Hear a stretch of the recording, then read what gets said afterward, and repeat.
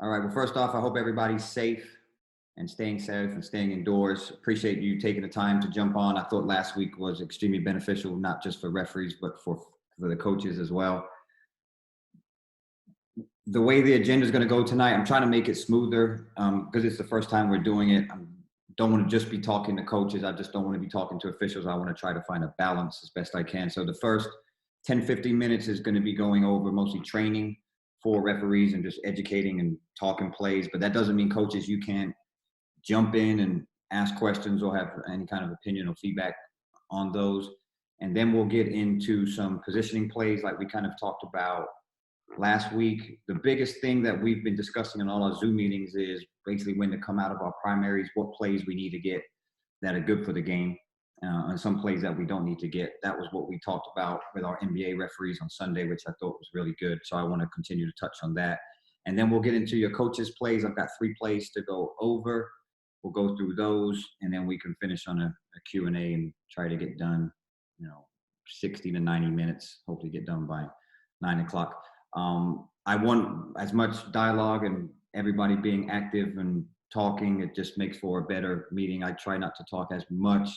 And I talked to Kenny earlier, same thing. We want to try to stay out when we talk about plays and how you see things, coaches and officials, because that's what it's all about. We just need more opinions. We all see plays different from a coach's perspective, from referees' perspective. So that's the only way that we can continue to get better. There's a chat thing on the side as well. So if you don't feel comfortable jumping on, there's nothing wrong with that. You can go to the chat. I'll check it every couple of minutes. And then if you want to ask questions that way, we can do that as well. I'll show the first play twice live because I know some people's connections, it lags a little bit. So that's what I'll do. I'll go twice live and then twice slow, and then we'll just kind of do the similar things that we did last time. If you have any questions before I start, feel free to unmute yourself and go for it. Otherwise, I'm going to dive in and get started. All right, awesome. Put this over here. Okay.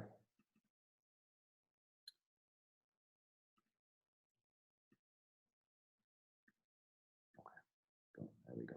All right, so first clip, what I want to go over is I'm going to show this clip. It's going to pause at the point of contact. So this one actually is for coaches. I would like to know what you have on this play. Let's just say that your bench is here. So typically this is the view. You guys have the same view every single game from your bench, depending how much you're moving up and down. But let's just say your bench is where this referee here is, or center referee, and we have a crash in the paint over here. And then, so we're going to run it twice, and then I'd like some feedback, what you have on it. And then we're going to go from a different camera angle. And this is why we always talk about trusting the system and trusting the closest partner to take care of plays.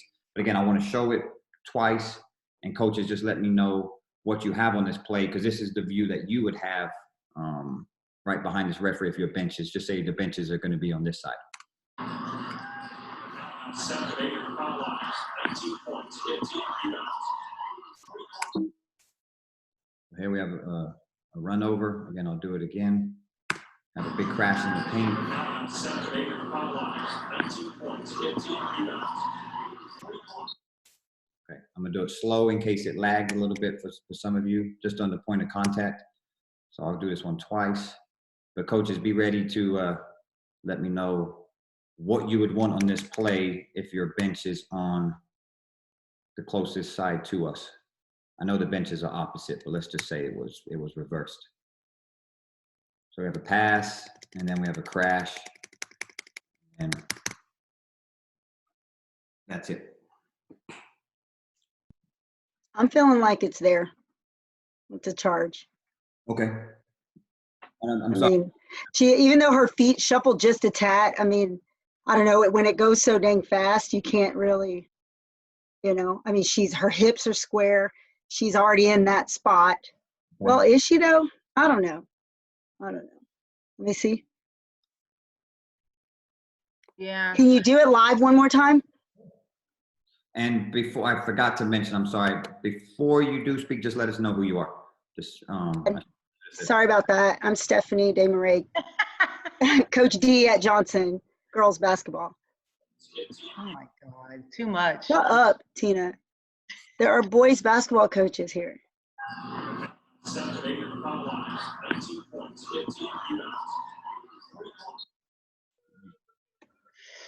a tough one. Well, that's difficult. Coach Huey from Clark, I don't feel like she established position. Okay. Like Stephanie said, it looks like, I mean, it's difficult to tell, but it looks like her feet are still shuffling into position. That right foot. This is Coach Barton. I'm with Coach Huey. I just don't think she got there quick enough. Okay. I don't know because it looks kind of like player control as well. I mean, if she'd have jumped, stopped, and passed, she may not have run into her. So I don't know. I mean, it's hard to tell with it going slow-mo. Yeah. I think from this Coach Brewer, Brandeis, I think that from our angle, which is what you're wanting us to look at it from, she's in position for a charge because where she, I mean, the right foot's a little slow getting set, but I think from the position you're wanting us to look at, I think she's there. Okay. My next question is it close? Do we feel it's a close one, that it could go either way? Those 50-50s that we could go block or we could go offensive foul?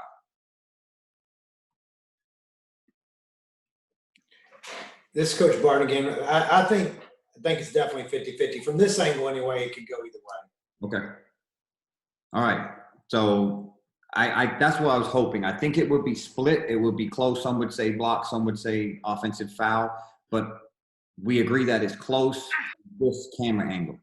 Now what I'm going to do is go to the baseline camera angle, and then we'll talk about it again and see what you have on this one. Scott has given Mississippi State off the bench. First with the free ball and now on defense. That's the big shape for expense. Mississippi State off the bench. First with the free ball and now on defense.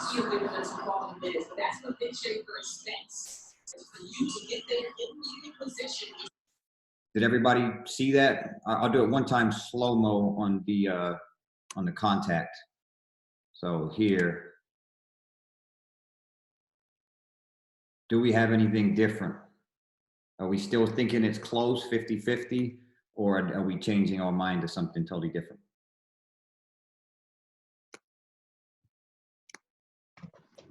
Yeah, this is Coach D from Johnson. I still think it's close, but the part that's impacting me is the fact that it's kind of like player control, like she's out of control. So Okay. She's not stopping and she's running through her. I don't think there's any way to avoid that contact, and we try to teach our kids that, a good player won't get a charge called on them because they can see it coming, but there's no way to avoid that contact or not enough time. So what, Coach Camacho, what do you have on this play from this angle? I mean, it's 50-50. I don't know if I would. I mean, looks like she's throwing her hips into her.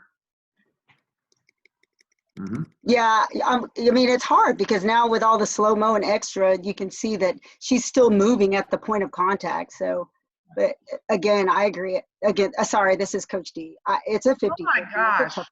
Shut up. Well, I also see, Coach Brewer, I also see that the girl got rid of the ball and she still keeps going full force. Like what Steph was saying at player control on the offensive side. I mean, it could go either way. Really could. Yeah. It should just be a no call. Just forget it. Don't call anything. You gotta have a whistle on that play. Any other? I'll go through how referees look at this play. I really appreciate your comments and being honest. But if Coach has anything else to add to it before I dive into how we look at these plays when we break them down.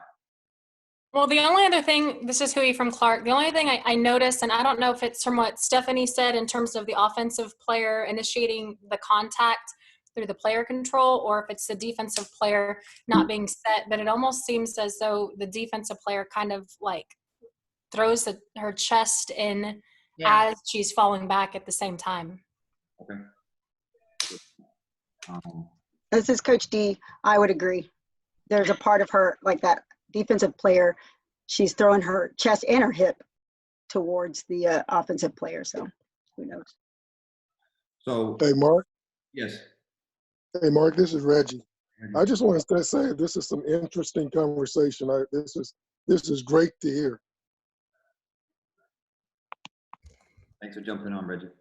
Okay, so referees, we've already discussed this play. We've had this a few months ago when we talked about different angles, understanding what's your primary and what is not. So when we looked at this play from the center angle, from the first one that I played, that I showed, we can see the right foot kind of step up, but what we don't see is any lateral movement. We don't see them really step in, or like you guys said, throw their hips. We see what the big picture is, the run over. So I remember when I showed this clip to many referees, the majority of people, we were close to maybe 80%, maybe higher, were saying, oh, this is a pass and crash. It's a team control foul. It's offensive foul. We're going the other way. And I remember the first time I saw it, I was like, ooh, yeah, that's a run over. She takes it square. She gets to the spot. There is some movement, but it doesn't look that bad. It just looks like her right foot kind of steps up a little bit and she's embracing any kind of contact. But then the moment we go to the lead angle, it is entirely different. It's the same play, but totally different movement. So from here, what we don't see is this lateral movement where she throws and slides to her right there. So first clip, it looks like more of a offensive foul. In the second clip, it looks more like a block. This is why it's crucial for us referees to understand and trust the system that when the play leaves you, it's now not yours. That doesn't mean that you don't stay with the play, but what it means is that you have to have a lot of self-talk. Not my play, not my play. This is a secondary defender, which we talked on last week on the Zoom meeting, is the lead referee on the baseline has this defender the entire way, meaning that the center referee has no understanding of this defensive player, where they started, if they first established legal guarding position, and if they maintained it. So on these plays, and I love what you guys said about them being out of control, not that they do have time to stop, but the way that we referee plays is we referee the defense. So if we take all that out, if she's out of control, she doesn't have time to stop, if we just referee the legality of the defender, here she's legal because she has 2 feet facing, they're on the floor, facing their opponent. If she would have stayed just like this, nothing, her being wide does not change the fact that's only on screening. So we're talking about her feet outside her shoulders. That has nothing to do with her taking a charge. That's only on screening. So here, that's what makes her illegal. It's by her stepping to her right into the path of the offensive player and stepping forward. And I remember last week we discussed, in order to maintain, you can go lateral either way, you can slide backwards, you can go obliquely, and you can wall up straight up and down. Here she doesn't do that. She goes forward into the defender, and we should have a blocking foul on this. Hey, Mark. Go ahead, Reggie. You need to add into that equation that you just, into those factors that you just had, is that you have to establish first, and then you can move lateral, left to right, or backwards, or jump straight up. But you have to establish first. Would you agree she's established there? In this clip, she does not establish. Okay. Hey, this is Coach Hurst. I had a question for Mark and any of the other officials. It had been explained to me previously from some officials in another chapter that one of the big differences in officiating at the collegiate level and the high school level was a restricted arc on the block charge call allowed for officials in all 3 positions to get together and discuss what they saw, to whereas at the high school level, it is on the responsibility of the lead official or the official who, obviously makes the call. Can we get some sort of clarification on that? Do you know what even talking about. I know exactly. So the restricted area here that we don't have in high school, and I wish that we did, it would make our job a lot easier. If a defender is inside this arc, they could be there for an hour, and they take a block charge play and they're inside this arc, then it's going to be a block every time. All they can do is jump vertically up and down. So they're able to go from A to A. They can jump vertical in this space, but they cannot be in the restricted area. Now, what you're referring to, Coach, is in college, if there's a block charge play, and let's just say the girl in this situation is inside the arc and the lead official has an offensive foul.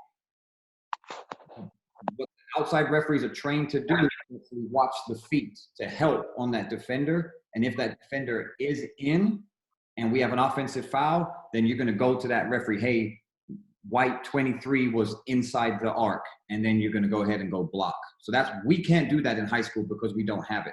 There's many factors with the arc.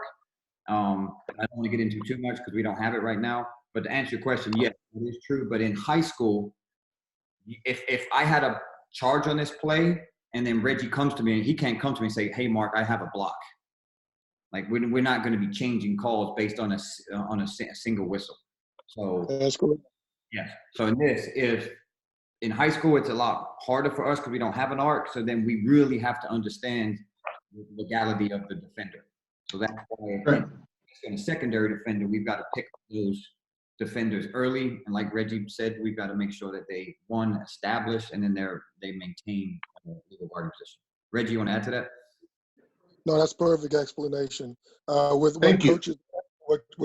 what Coaches Hurst is asking, and you explained it perfectly. Now, if we have a double whistle,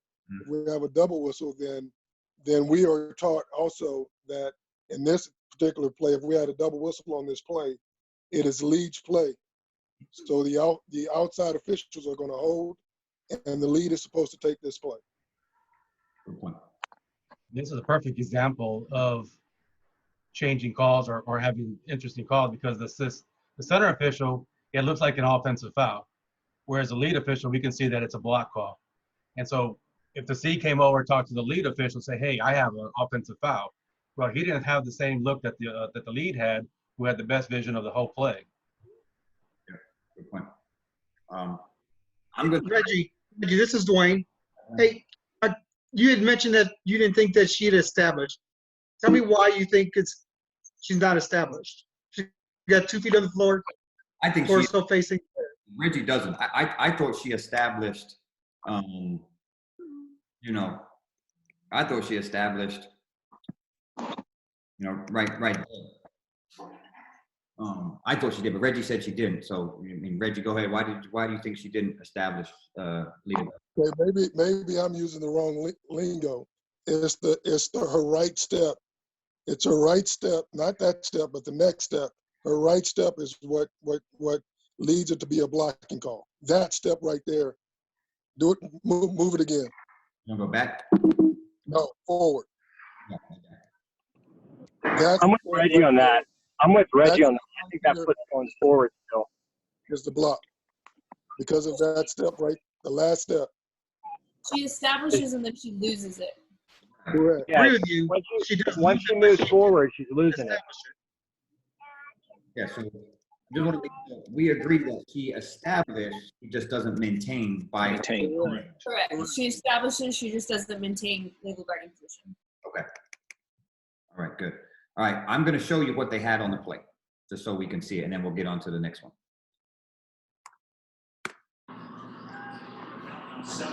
Foul lines, 19 points, 15 rebounds, 3 points. Or as teaching points on this, we get the play wrong. This is something referees we have to. It's changing. It's changed at least the last couple of years. Is when we have drives to the basket on strong side, we have to widen out. See how we're kind of close to close down? This referee needs to maybe get a little deeper, especially if we're a little shorter, we're not tall, and we need to get deeper and we need to widen out. So if she was a little wider, I think she could be able to pick up this. I still think she's in decent position, and I'm surprised we get this play wrong. But for all of us, let's just, when we have drives coming down the paint, and you'll see some clips later, we need to widen out and deeper out just to open up our view to get a better look of that, the whole play. Because you still got to referee defense, but we also got to referee the legality of the offense as well. Okay. Any other questions on that before we get into the next one? All right, good deal. All right, this is a really, really weird play. So we did put this on our Facebook page, so a lot of referees should have seen this. Coaches, this is one for you as well. I know any referees, if you can more than, if you've seen it, then don't comment because we've already had many comments on it. But this does happen. Now, this is a FIBA game. It's in Europe. I think it's like a junior national game. This typically would happen more maybe in middle school and sub-varsity, but you never know. Like, this can happen at any level, which is clear by this. Just take a look at it, and then we're going to open it up for discussion because I've talked to many referees over the last couple of days about it. We finally got the correct thing to do, but this could happen. And I want to make sure that we all leave here on the same page of how this play should be adjudicated. I'll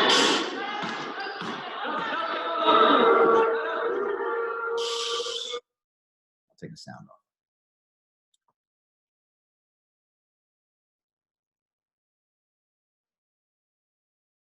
Hopefully it's not lagging for you guys. And then here we have the end of the quarter. So we're at the end of a quarter. Obviously, coach is upset. They're going to have a conversation. We'll go back again. So white is shooting. Let's just focus on that. White is shooting in the correct basket. They miss it. Blue gets a rebound, and for some reason, the blue scores in the wrong basket. It happens. Then the wrong team takes the ball out of bounds, and here we go the other end. And that's the end of the quarter. So it really is an atypical play, really weird play. I'm going to go over some situations that we should do as referees to fix this and have this not happen. But coaches, I would like to know if this happened in your game, and this is, say, the end of the third quarter, exactly the same situation where the team shoots at the wrong basket, the other team gets it, goes the wrong way, and then we have an end of a quarter. One, what kind of discussions are you having with the referees? And if you have any understanding on the rules and how this play should be adjudicated correctly. I'm all ears.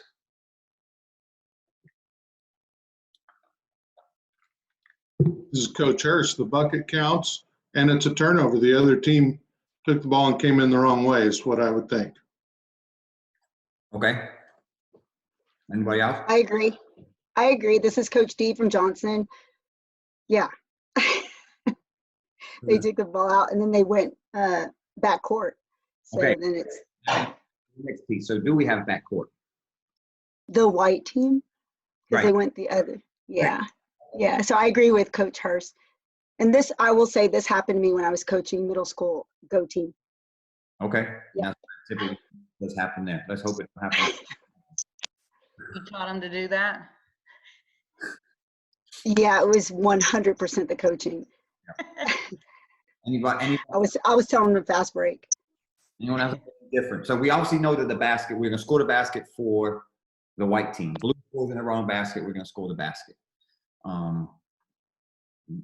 I think we're good on that. So now we're saying turnovers. When would Hey, Mark. Yes. Hey, can we eliminate the time and just say that this is the continuation play? Okay, sure. Instead of ending the quarter, let's just continue it. Okay. So let's just say, yeah. Okay, so it doesn't go to the end of the quarter then. So this just happens live. We end up going down the other end. One coach said we should have a backcourt violation. Does everybody agree with that? Or someone thinks that we shouldn't have a backcourt violation? So this is Coach Barton. So as soon as the ball's thrown in, do the officials blow it dead, backcourt violation, and award it then to the blue team? Is that what you're saying should happen? It doesn't happen. Right. I mean, as soon as that's I guess that's exactly what I'm saying is the officials blow it dead as soon as it's thrown in, and then it's because it's a backcourt violation, and then blue gets the ball at that spot. Is that right? Okay. That's it. Anybody else?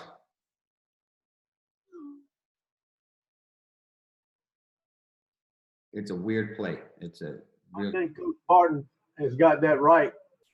Because I think if we got three officials to focus what's going on, once that ball was put in play and touched by white, knowing that the wrong team put the ball in play, we should have a whistle and give the ball to the right team to put the ball in play. Yeah. And, or if you let it go further, I guess you could have a backcourt violation if you go that far with it, without the quarter ending or anything of that nature, and you could get back on track by having a backcourt violation. I think the appropriate thing. But it's not a legal throw-in. It's not a legal throw-in. So when White throws the ball in, that's not a legal throw-in. So like you can't continue play from there. Once she got the ball, we should have had a whistle right there. Yeah, as soon as you picked up the ball, you should have just hit it and went. But once you realize it, like, that was never a legal throw-in, so you can't legally have a backcourt violation when there's a throw-in that should never have occurred. Okay. Is that Bob? Hey, Mark, this is Reggie. Okay, and this is for the coaches too, just so you guys know how this should be handled. Let's say that we do have the white throw it in, and they take it into the backcourt, right? For a backcourt violation. So we have the whistle for the backcourt violation. This is where we should correct this situation. So there is no backcourt violation. We go and reset with blue taking the ball out with the opportunity to run the end line. Right. Here's what I want to answer. So should the officials stopped it Yes. at that point?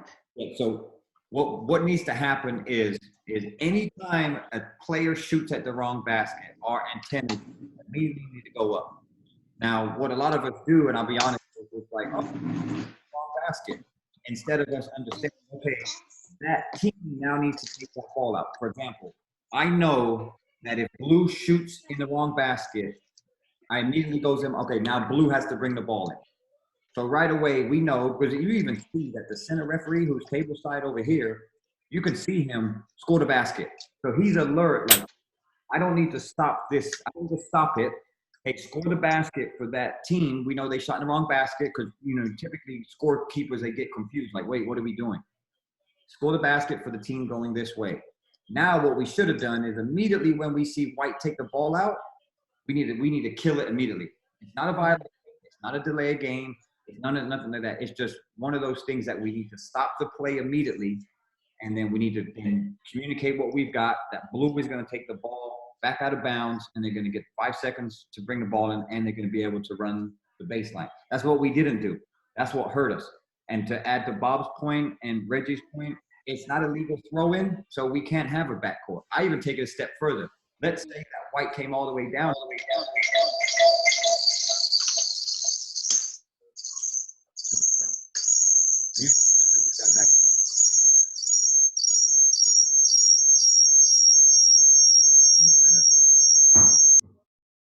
Okay, sorry about that. So I take it a step further is let's say white goes all the way down the other end, then scores a basket for the wrong team. Well, we're going to score that basket as well. You can keep going back and forth. There's no legal throw-in, so you're going to continue to have those. I've seen games where teams have gone the wrong way for 6-7 minutes. Like, just no one understands it. Well, all the points are going to stay the same. Just when you finally figure it out, hopefully it shouldn't happen, is that's when you kill it, and then you're going to make sure the teams are going the correct way. So if you take that, it's going to be the same situation here. We need to stop the play immediately, fix it, and then make sure the teams are going the right way. You can't take any points out. The points have got to stay the same. Now, I did talk to Reggie about this earlier. I did want to bring this up. Let's say that the quarter ends out just like it did. So here, the quarter just ended, and these coaches are upset. Now, some coaches may say, hey, they took the ball out. I want that ball back on the baseline where we should get it. So what happens is it's about 4.9 on the clock or 4.6 when it stops, 4.6. Now in high school, the clock wouldn't stop. But let's just say your coaches are saying, hey, I want that ball back on the baseline. I know my player scored in the wrong basket, but we should be entitled to have the ball back out of bounds. we need to put time back on the clock. So that was a conversation that we had with referees. By rule, we're not allowed to do that. You cannot extend the game. There was no timing mistakes. The only time referees can put time back on the clock or take time off the clock if we have definite knowledge of a timing mistake. So what I did on this is all the things that came up on this play were, some people were saying it's a delay game. Well, we have 4 delay games. That would be for, and that they have them right there, for throw-in plane violation. That would be typically when someone goes over the line, when you're trying to bring the ball in on defense, or you huddle. Sometimes, typically you guys do it during free throws, or you make contact with a free throw shooter. Interfering with the ball where your player knocks the ball away on a made basket, or failure to get out of timeouts. There's nothing on here that would say that this is a delay game. It's not. Some referees were saying it's this. You're not interfering with the ball. The other team makes no attempt to go and get that ball. They go back on defense, and that team just grabs it. So it would not classify as Article 3. It's not a warning for delay. Let's talk about correctable errors, because that's what, if we had to go back and correct something, either, wanted to put time back on the clock, just say, the last situation. Well, that doesn't fall under correctable errors. That would be those 5 right there, A through F. It's not a correctable error. So we can't go back by rule and put time back on the clock, do anything like that. Another one was saying that it's a timing mistake. Well, just like I said, the only way we could put time back on the clock if the clock didn't start correctly. Well, the clock, in this situation, there was nothing wrong with the clock. The scorekeeper did exactly what they were supposed to do. The only way we can put time back on the clock if it wasn't started or stopped properly. So this is what it falls under. This kind of weird rule that we have, 2-3, is that the referee may make decisions at any points that are not covered in the rules. This play is not covered in the rules. So it wouldn't be going to delay a game, wouldn't be timing issues, wouldn't be a correctable error. This is where we just literally stop the play and make sure the teams are going the correct way. It can get tricky if we put it under delay a game, because let's just say you already had a delay a game earlier. Okay, now we come with a second delay game. Now what do we have? Now we got technical foul. That could be really costly at an end of a game situation. So we've got to make sure that we understand, officials, what our delay games are, and this one doesn't fall under it. So those are kind of the rules and any kind of situations that can help us with this one. This one's a really weird one. We don't have a rule that really identifies what happened that can support it. So it actually falls under this one here, where we can make decisions any points that are not covered in the rules. Anybody, any official want to add to what I missed, or any coaches, you have any questions on it? Hey, the only thing I want to say is, hey, just to the coaches, we should kill that play right away. But as quick as it happened, if you notice, there could be the instance where it's not that we're trying to miss it. It's just they grabbed the ball so quickly and threw it in that you just didn't pick up onto it for a couple seconds. Like, wait a minute, that's not right. So it's not hey, how did you let that play go? It's, now that you've noticed it, what are you going to do with it? How are you going to fix it? Good point, Bob. Well, that's what I was going to ask too. This is Huey from Clark. So it does happen really fast. And so let's say that official that's at the scores table realizes it, after 2 seconds have passed. So what would happen in that scenario? 2 seconds, you said there was like 4.6 left. And then they inbound the ball about 2 seconds past. He realizes this isn't right. He blows the whistle. Then what? Okay. If the clock starts and stops correctly, so say it goes from 4.6 to 2.6, we can't change the clock because it's properly. We're going to kill it, and then we're going to put the ball back in bounds with 2.6 on the clock. If the clock ran out and then we find it after the clock, then we're going, that's the end of the quarter. But you're putting it back in bounds from the baseline. Correct. Yeah. So Mark, to play devil's advocate, go ahead on that one. What if this is a 1-point game and we're at the end of a game? Mm-hmm. Let's say we're at a 1-point game. Are we going to now say, sorry, we can't continue by rule? Correct. I'm saying by rule. Yeah. Wait, Kenny, here's the thing. Like when I watch that play, there's not a blue person that's anywhere near it. So you say there's 4.6 when it goes through. They've got time. That clock's running. So 4.6 when it went through, how long would it have taken blue to get to the ball, to inbound the ball? Would there have even been time if white doesn't touch it? You know, white went out like they're going to throw it in. Blue's going back on defense. Was there even time for them to get the ball to inbound it? Like, we're making a judgment now of, hey, let's put 4.6, but there's no blue there and the clock's supposed to be running. So now we are giving them a dead ball because they messed up and ran back on defense instead of grabbing the ball right away and putting it out of bounds. Like, I don't know how you pick up how much time to put back on that clock if you're going to put it back on, Kenny. Okay, I'm just asking the question. I agree. I agree with you, but I'm just saying that I'm talking to the referees. So we got to be ready to explain that. Yes. What I look at this play is that we fall asleep too often on free throws. That's like a kind of oh, we've got free throws, now it's time to relax, we can catch our breath. And that's when we get ourselves in problems, when we have dead balls, those situations when kids are not, the ball's not live, right? The kids, that's when we need to be live. That's when we have issues. When the kids are playing up and down, they're playing basketball. The moment the whistle goes, now they want to be kids and do some things that can hurt us. In this situation, we just weren't ready to referee out of free throws. It's that simple. I mean, it's not an excuse, it's reality, but we've all done it. We've all become lazy, or not, I don't say lazy, not focused. We still should be highly focused on free throws, dead balls, throughout the game. We need to be focused. That's what I take away from that, is lack of focus, that hopefully it doesn't happen in your game. But if it does, you have to get out of it by the rules. Because a lot of referees said, oh, we'll just go put it back on the baseline and give them 4.6 seconds. Well, that's not what we do by the rules. So we have to, hopefully get the plays right. But if we got to make sure. If it was a 1 point game, Ken, and that's how the game's going to end. It's unfortunate, but by the rule, that's how I look at it. The game's going to be done. Hey, Mark. This is Coach Barton. Now, in this particular situation, they let it run out.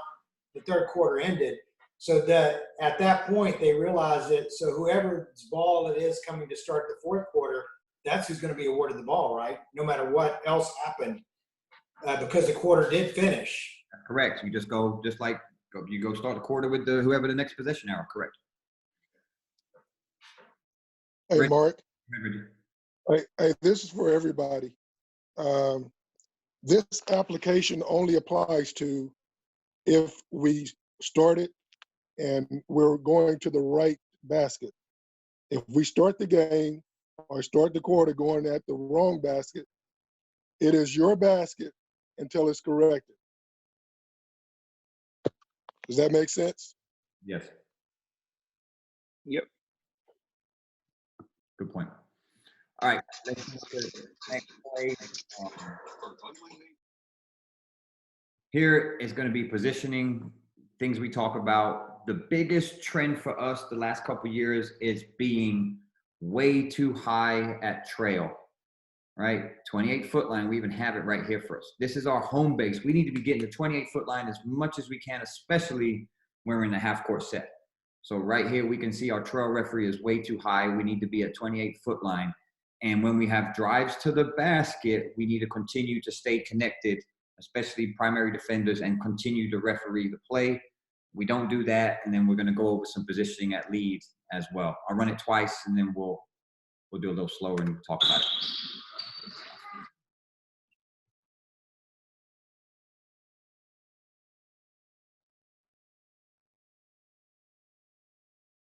We have out of bounds. That's what we have on the play. I'll show it again. Hopefully you guys can see it's not lagging too much, but we got strong side drive from trail, out of bounds at lead, going the other way. Here's things I want to talk about in this play is, I said this last week, when the ball moves, we need to be moving as referees. As soon as this ball is passed, let's just say trail should be where trail's supposed to be. So on my little mouse right here, trail's supposed to be a 28-foot line. When the ball is passed, trail would then step down. So now we're going to be closer to the top of the three-point line. We're going to be maybe one step down, possibly two, but we need to see through this play. We got to see the legality of offense and defense on both. We got to pick up pivot foots. We got to, again, All the things that we've talked about, we need to understand both. Referee the defense, also referee the offense. So in this situation, we don't. We don't know if this is too much, right? If it's on or off, it stays on. You could have a foul right there, but we're so high up trail, we see backs. And we talked about this last week as well, is that if you see numbers, you got to move, because all you're seeing is backs. You're not going to have an open look to see through the play. So right away, we're out of position. I'm not even going to talk about that's a foul or not. We're out of position to see if it's a foul. Now the drive goes to the basket. I don't even know where our trail is, out of the pitch. Right? Mark, about the lead real quick, where the lead is with where that ball is. Yeah, I'm not, Bob. I'll get there. Yeah.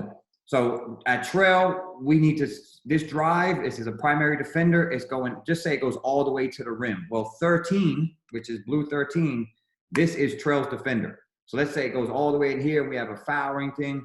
Trail's too far. Anytime we're close to half court, we're not engaged, we're not connected. We don't want to have whistles on the play. So that's number one. Trail is out of position. Talking about lead, like we said on the NCAA clip, the last one, the one before that, the first clip, we have to hold on before you get to the lead, Mark. Yeah. Before you get to the lead, let's just talk about the trail just a little bit. And so for the referees on that play, because we're so disconnected, we might even see the play, but we are so far away that the tendency is not to touch it because we feel so far away, just unconsciously. So that's even more reasons for us to stay connected to plays. Go ahead, Mark. Okay, so then we talk about lead. We need to mirror the ball at lead. So it's wide, right? Up here, if we take a line all the way to the baseline, we're at close down.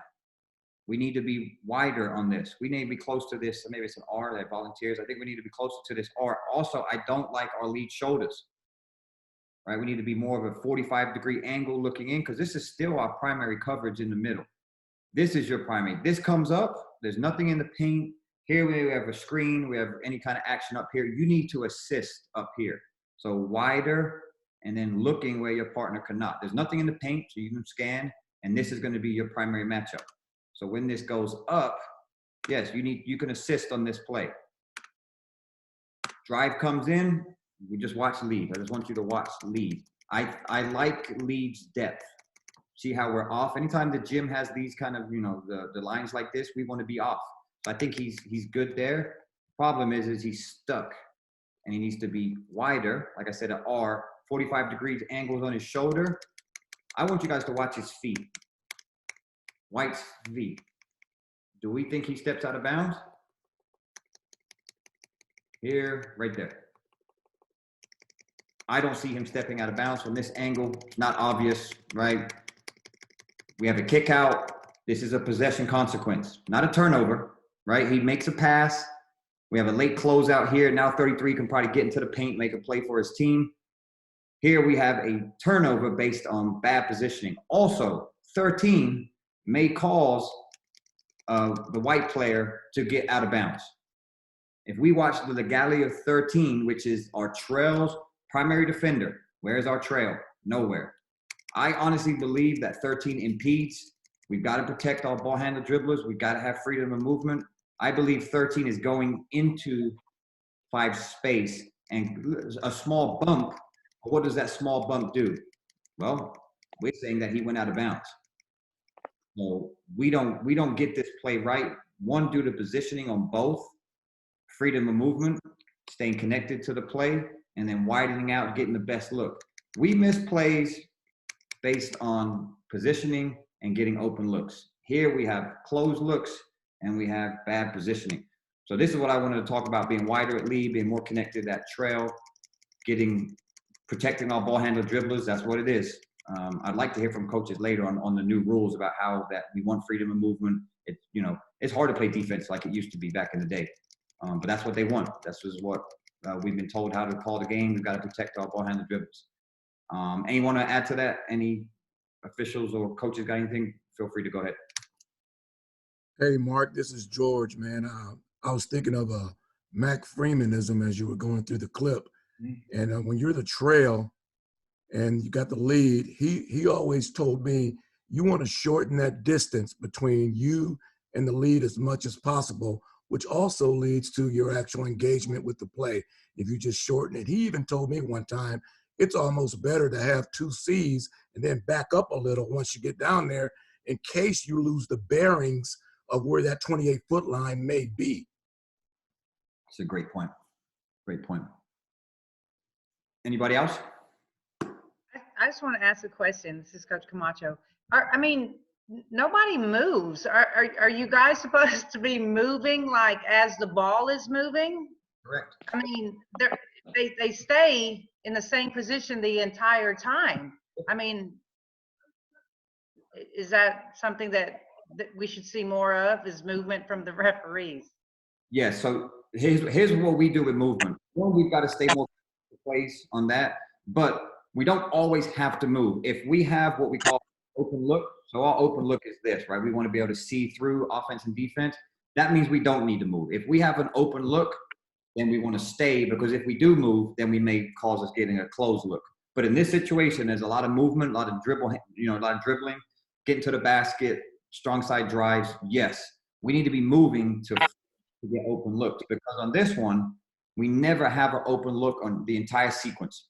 So like I said earlier, the reason we miss calls is based on positioning and movement and having what we call closed looks, which is this, where you see back, you can't see through. So yeah, Coach Camacho, great point. There's lack of movement that causes us not to get this play right. And also, if I can add to Coach Camacho's comment, is that all 3 officials are not in prime positions. Like Mark said, the lead should be wide, 45-degree. The center, in my opinion, should be stepped down a little bit and onto the court, because the ball is on the opposite side and Trail is in horrible position. Agreed. So yeah, I'm going to put my little drawings out here. So we're going to be a little lower here at C and then step on the floor. Yeah. Yep. Good point. Okay, let's get into our next play. It's the same game. We've talked about, like I mentioned earlier in the intro, what I think we need to be better at, referees, is when to come out of our primary and get plays and when not to. We're really trying to change the culture in our chapter as far as egos, and the main focus is getting the play right. But we got to get big plays right. If it's just, I don't like to use the word marginal, but I think a lot of people can relate to that. If it's a drive to the basket and there's marginal contact, it's not like a big obvious foul, and we don't need to come get those, because then we set ourselves up. If we're going to go get every single contact, then we open ourselves up to getting, coaches are going to be heated that we're getting plays. But I'm talking about obvious fouls that are good for the game that need to be got. We need to be better as a chapter of making sure that we don't care about where we are. If we have definite information and we know 100% that that's a foul, then we need to come get it. In this play, you'll see where this happens, where a referee comes out of that primary to get a play, but we do get it right, which to me, and I'm hoping referees and coaches, you can agree on this, it's more important to get the play right than who it comes from. Of course, we would love it for the right referee to get, but that doesn't always happen. Sometimes we get caught up. We can't always get to where we want to get to. So I think that getting the play right and coming from a different referee is better than allowing the right referee to not get the play correct. That's just my personal opinion. I've talked to a lot of people about it. I think we can all agree getting the play right is the most important thing. So let's go through this one.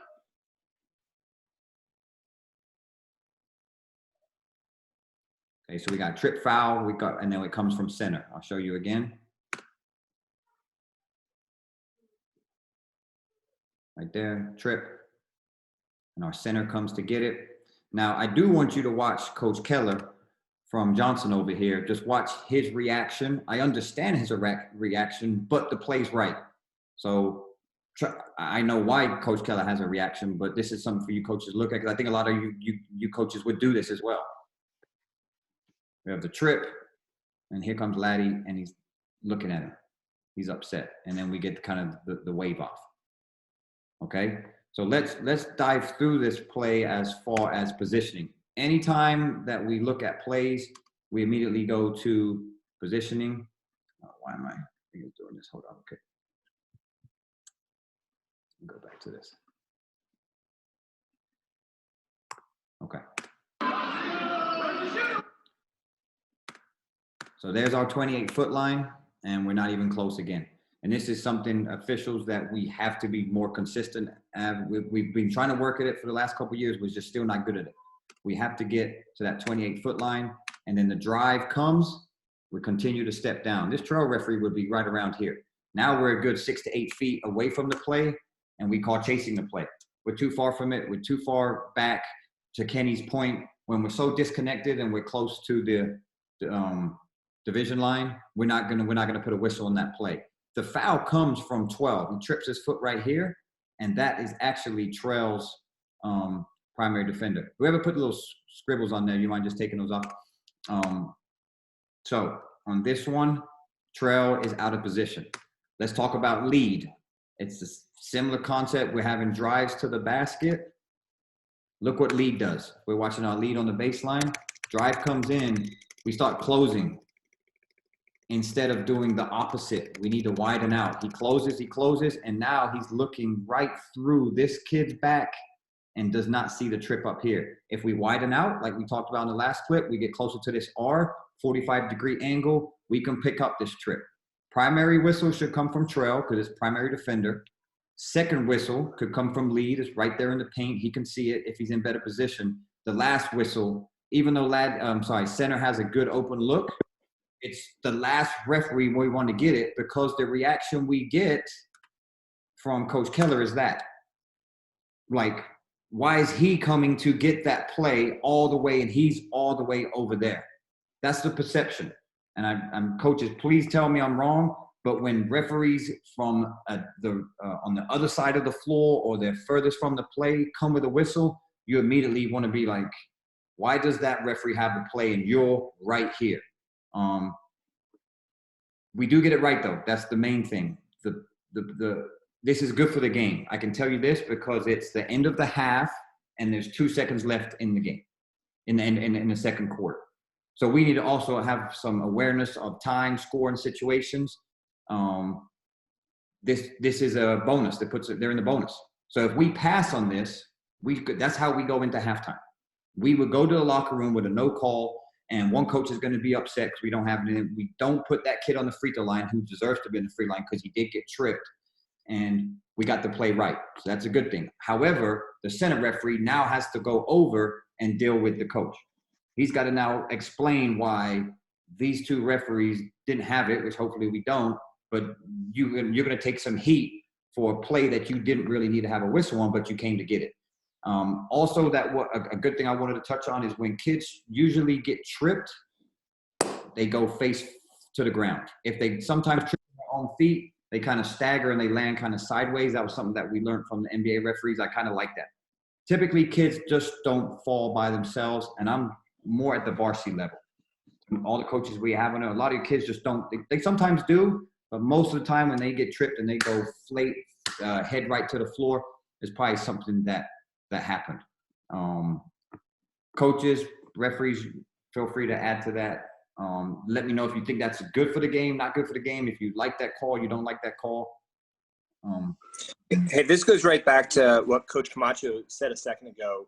That trail official, if they're where they're supposed to be to start the play and then stay connected to the play, they're going to get that easily without the C having to come across. But if you do look at, and this is the coach's piece, when you go back and you look at this tape, look at where Laddie's at, and he's got a competitive matchup with 23 and the other whoever's behind him. But once this drive goes, this floor is wide open to him. And so when you go and you say, hey, how can you call that? Well, he waits, he can see it. He's not guessing because it's straight. There's not people in front of him. It's a look that you can get and you can actually make a decent call from it. Good point. But Bob, because I have a coach that asked, is this Trail's call? Primary call. absolutely that's trail's primary call, but the trail's out of position and doesn't come and get anything. And so if it's a call you need for the game, then the C's got to step up and come get that call for the game. Okay, agreed. Anybody else? Another note from the NBA guys is that the player who was illegal is responsible for the contact. So you just look at it from legal, illegal. The defensive player was clearly illegal. Good point, George. Yep. This is Coach D from Johnson. I can definitely say, I mean, I see why Keller that was his reaction, because I'd react the same way, but from that angle, it's kind of hard to see. So I appreciate the fact that I'm not sure what the ref from this side is called, but I appreciate the fact that the ref called that, or the official called it from this angle, because we can't see from over there. And so a lot of times that's kind of my concern is, well, did this guy see it over there, and could he have made the call? And so I personally can appreciate that. And I probably would have had a reaction and be like, hey, what happened? And then if he would have just said, hey, from this side, I could see that your player tripped him. It's like, oh, okay. Because I couldn't see it from that side. So I appreciate the fact that, yes, it should have been the trail's call, but because he was out of position, the other guy was able to make the call. So I like that. Hey, Coach D. Hey. Just to respond to what you were saying, most of us already know your angles are not the same angles we have. Yeah. So when coaches react to calls, we factor that in. So your reaction is a normal reaction. You didn't see what I saw. Yeah. So that's perfectly fine. I appreciate that. I've tried to get better about just asking, hey, what'd you see? Because from over here, this is what I saw. So I appreciate that feedback. Yes, ma'am. And for the officials, if Mark can run it from the start, just watch the footwork of the trail and the C. What is the third official called? The other one? What is, you have trail, lead, and what's the other one called? Center or the slot. Slot. But center is the center. Right C. Okay. So that's why you're calling it C. Yeah. Yes. To your point, Reggie, you're gonna say their feet is not moving, right? Is that what you're getting at? Exactly. Well, the term that we use when officials don't move is that they're planted. So both trail and center are planted. Now center has a good look, but again, I think he should be. The ball is on the strong side, which is the bench side, and I think the further away the ball is, the more we want center on the court. If he doesn't have players to navigate around, if that makes sense. Yes, you're talking move him 1 or 2 steps on. Yeah.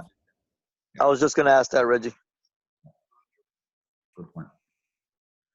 The thing we have to guard against here, guys, and we have to be careful. We have to, and I know, Mark, you're driving it home, but we have to get big plays. And I learned that, again, I'm glad George said from Mac, but I was a person calling all over the court trying to get every play. And when Mac took me to the side and told me why I was getting so much grief, I can't be 100% all over the court. So I need my partners to be in better position to put whistles on plays, so I don't feel like I have to come, because I may be watching my matchup and I don't see that play, right? And so now the coach may expect a call from a referee. I would, but if we put ourselves in better positions, at least then we can explain, I was on that play, I may have missed that call, but I was at least in the proper position. I'm actually going to share a story with you real quick, and we'll jump on to the next one. I found myself in a game where I had 7 whistles in a row, and they were all the right calls. I'll be honest. I watched the film; they were all right, but I had 7 in a row. So I called a mentor of mine and asked him. I sent him the seven plays. He said, "Yeah, you got them all right." However, and this is something I learned, so I would love for all the referees to take this with you, because I'm all about sharing information I get. Is that he asked me, how many of those plays did you rotate yourself into? Meaning, how many times did I rotate over the strong side to put myself in a situation to get the call? And out of the 7, 4 of them, more than half of them, was when I rotated over in the position. And he told me, when you've had 2 or 3 in a row You need to have self-talk, because what happens is if you have 7 in a row, you're dominating the game. The coach is dominating it, your partners do, the fans do, the players do, you're kind of dominating it. And it's better to put more pressure on your partners and have self-talk. He told me on those 4 plays, you shouldn't have rotated. Stay where you are, put pressure on your co-officials to get plays, put whistles on plays and get them involved in the game. So I wanted to share that. I've shared it with many people, but I know coaches do not like referees having 7, 8 multiple whistles in a row.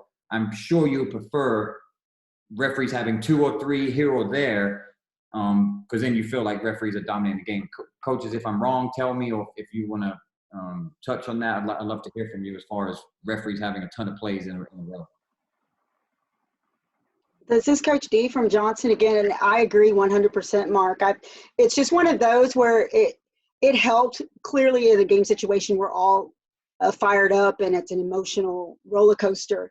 And if you have 7 calls in a row, and if they happen to be one-sided, it's hard as a coach, from our perspective, to not feel like you're being slighted or being, you're being biased in some kind of way. So I like hearing that, there's some kind of something put in place that you maybe, like you said, self-talk or whatever it is.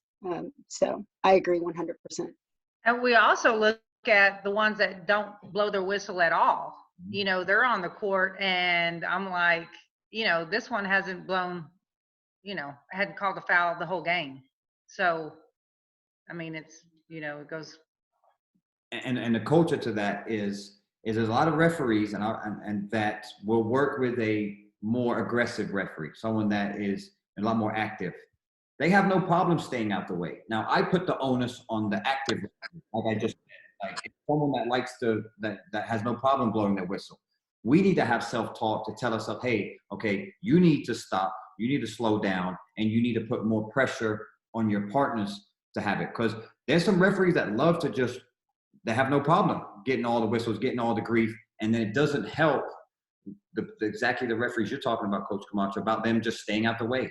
They're just not involved. Well, we need to do a better job as referees as getting everybody involved and putting some pressure on them to call their plays that are in their primary. So I appreciate you saying that, because that's a good point as well. Mark, can I piggyback off of that? Yes. Okay, just real quick. I know you had talked about some of the common ways that we miss plays, but for the coaches, you have to remember all officials are not equal. You have some officials who are certainly way more experienced than others. And we're all going to be at some point where we're going to be rookies, and we're going to have to be mid-level, and then we're going to progress to be more experienced. And we make, like myself, we made a lot of mistakes as we're coming up, and we have officials who are experienced, like Reggie and Kenny and Malcolm and, and Marvin. They take care of us as we get there. So understand, when you're going into a game, all 3 of your officials may not have the same level of experience. And lastly, Mark, you talked about movement, being stacked, being primary reasons, and positioning being primary reasons why we miss plays. But I just want to add for the coaches something else: experience or inexperience, and film breakdown studies like you're having now. This is great, what you're doing now. What you and Diana and the new leadership is setting up here. This is awesome. But one last thing too for the coaches. A lot of times I find that the coaches are watching the offensive player on plays. And if you're watching the offensive player on plays, you are watching a totally different play than what the officials should be watching. We're watching the defensive players. So we're watching legal guarding position, incidental contact, things of that nature. So just remember, if you're watching offense and we're watching defense, and we come and talk to you, you have a totally different mindset, or you've seen a totally different play than what was actually happened from our perspective. Good point. Thanks, PJ. Any other comments, questions? Okay, this next clip, we actually do a good job. I want to be positive on this one. I wanted to show some good movement. Now, of course, every single play we can dissect, because I looked at this a few times. Yes, there are some things here wrong, but I want us coaches and referees to look at this and take the majority of the positive out of this game and see what movement should look like. Players are moving, like Coach Camacho's point. Players are moving, the ball is moving. We need to move. We can't be stuck and planted like Reggie was talking about. So I'm gonna show this clip a couple times. I'll show it once. I'll show it twice live, and then we'll get into the breakdown on it. Mark, Yes. can you address Michael's question? I didn't see it. Hold on. Okay, so Michael's question is, how would you address it as a new referee? So Michael's one of our new referees. If you are the center, so how would you address it as a new referee center? What would you say to your partners? So are you talking about post-game, Michael, like on that play, the discussion you're going to have at halftime? Because you're going right into halftime. Is that what you mean? Are you talking about if you have that situation, how are we going to talk about it in the locker room? No, I mean, like, if I'm in the slot and I see that play and I go get it. Mm-hmm. Then when I'm walking over, I'm on with two other experienced officials.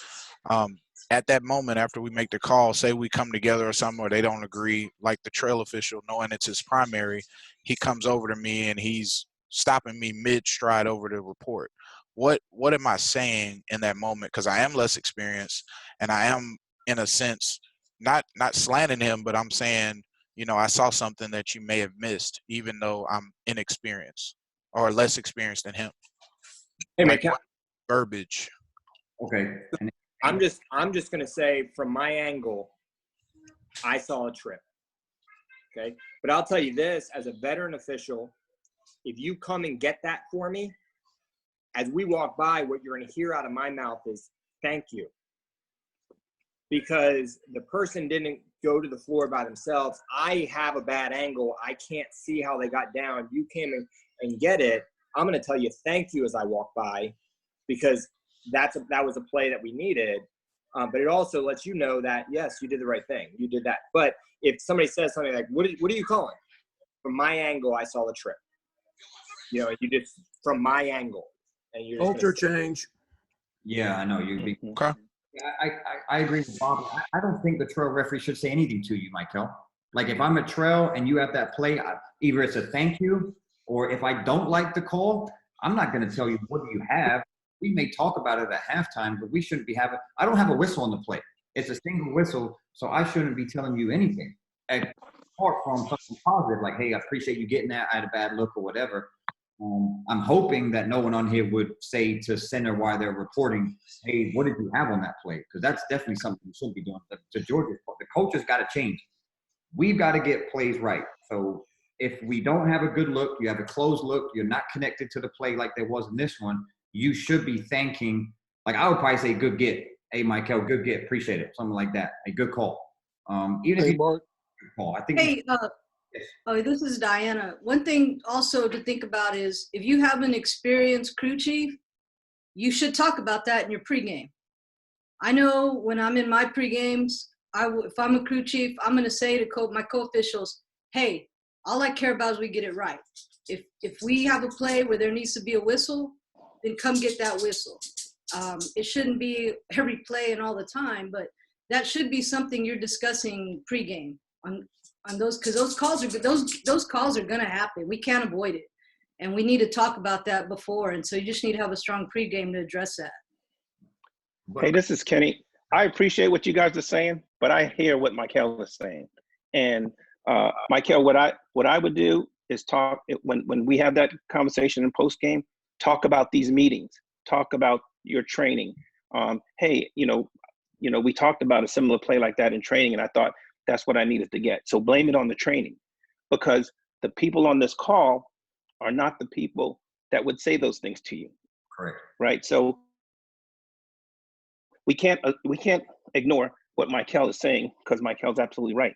And you don't have to say something. You can get a look, right? You can get a shaking of the head, a looking at your fingertips, right? So those are the things that we as veteran officials, we have to guard against, right? I'm not lying. We all know. Hey, right? Kenny, don't be giving up our cues, man. Stop it. Kenny, I know, man. Cleaning my fingernails. Hey, Mark, if I can jump in. Yes. Hey, I agree with Mark. During that time, especially with a young official, you're taking his confidence away, whether the call's right or wrong. We save that discussion for when we get into a dead ball situation, or when we go into the locker room. That's all I have to say on this. Hey, the only thing I would add, just real quick, and I know we got to move on to the next play, is for Michael, is what I would, the only thing I would add on to that is I would just say, and this doesn't mean you got it wrong or right. I would go to you, or I would say, just remember that play, so that we can discuss it later. I go with that, and that gives that young official confidence that that he's part of the crew, right or wrong, and he will blow his whistle. We can always correct him blowing his whistle, but if he don't blow his whistle, we cannot correct it. Agreed. All right, let's get into.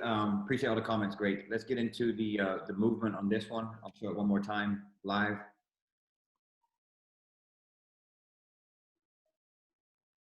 Hopefully it's not lagging, but just notice the movement of the officials. And we got a kick out. Okay, so I'm gonna start from the beginning. If we go to what we call our dependable positions. So dependable positions are, trail's gonna be at 28-foot line, and he's right there, 28-foot line. Center, free throw line extended, he's right there. And lead is obviously on the baseline, deep enough, and either at close down, we're at home, or a little wide. So right away, take this clip compared to the other two clips, we're already in good position to start. And that's what we need to do as referees, is we need to get into our spots earlier so we can accept plays and we're not chasing plays. The big difference when if we're talking about transition up and down, yeah, these kids stay the same age and we get older every year. I get that. I'm talking about when the ball is settled in a half-court situation, there's no excuse why we should not be in our dependable positions. So that puts us in a good situation to get plays right on this if we had any fouls or anything illegal. What I like about this is when the ball goes to the corner, lead continues to stay with their competitive matchup right here. And what I think we need to do a better job as officials is understanding the best players in the game. Now, I'm not going to say superstars like we got into last time. I'm not going to get into all that, but we need to understand who the best players are in the game, because they're going to be touching the ball the most. Plays are going to go through them. So obviously, this is the Winslow kid for O'Connor. His eyes are there. They're trying to get the ball on a mismatch on a smaller guard. So Lee does a good job of understanding their primary and taking care of their matchup. They're not peeking out here. Sometimes we do this. We peek out and then we miss any kind of action here. So it does a good job. There's nothing illegal here. If there was, Lee's in great position, eyes on their matchup to adjudicate this play. When we talked about the ball being skipped, so we have a skip pass, we tend to stay right where we are. So the center referee does a good job of moving on the pass.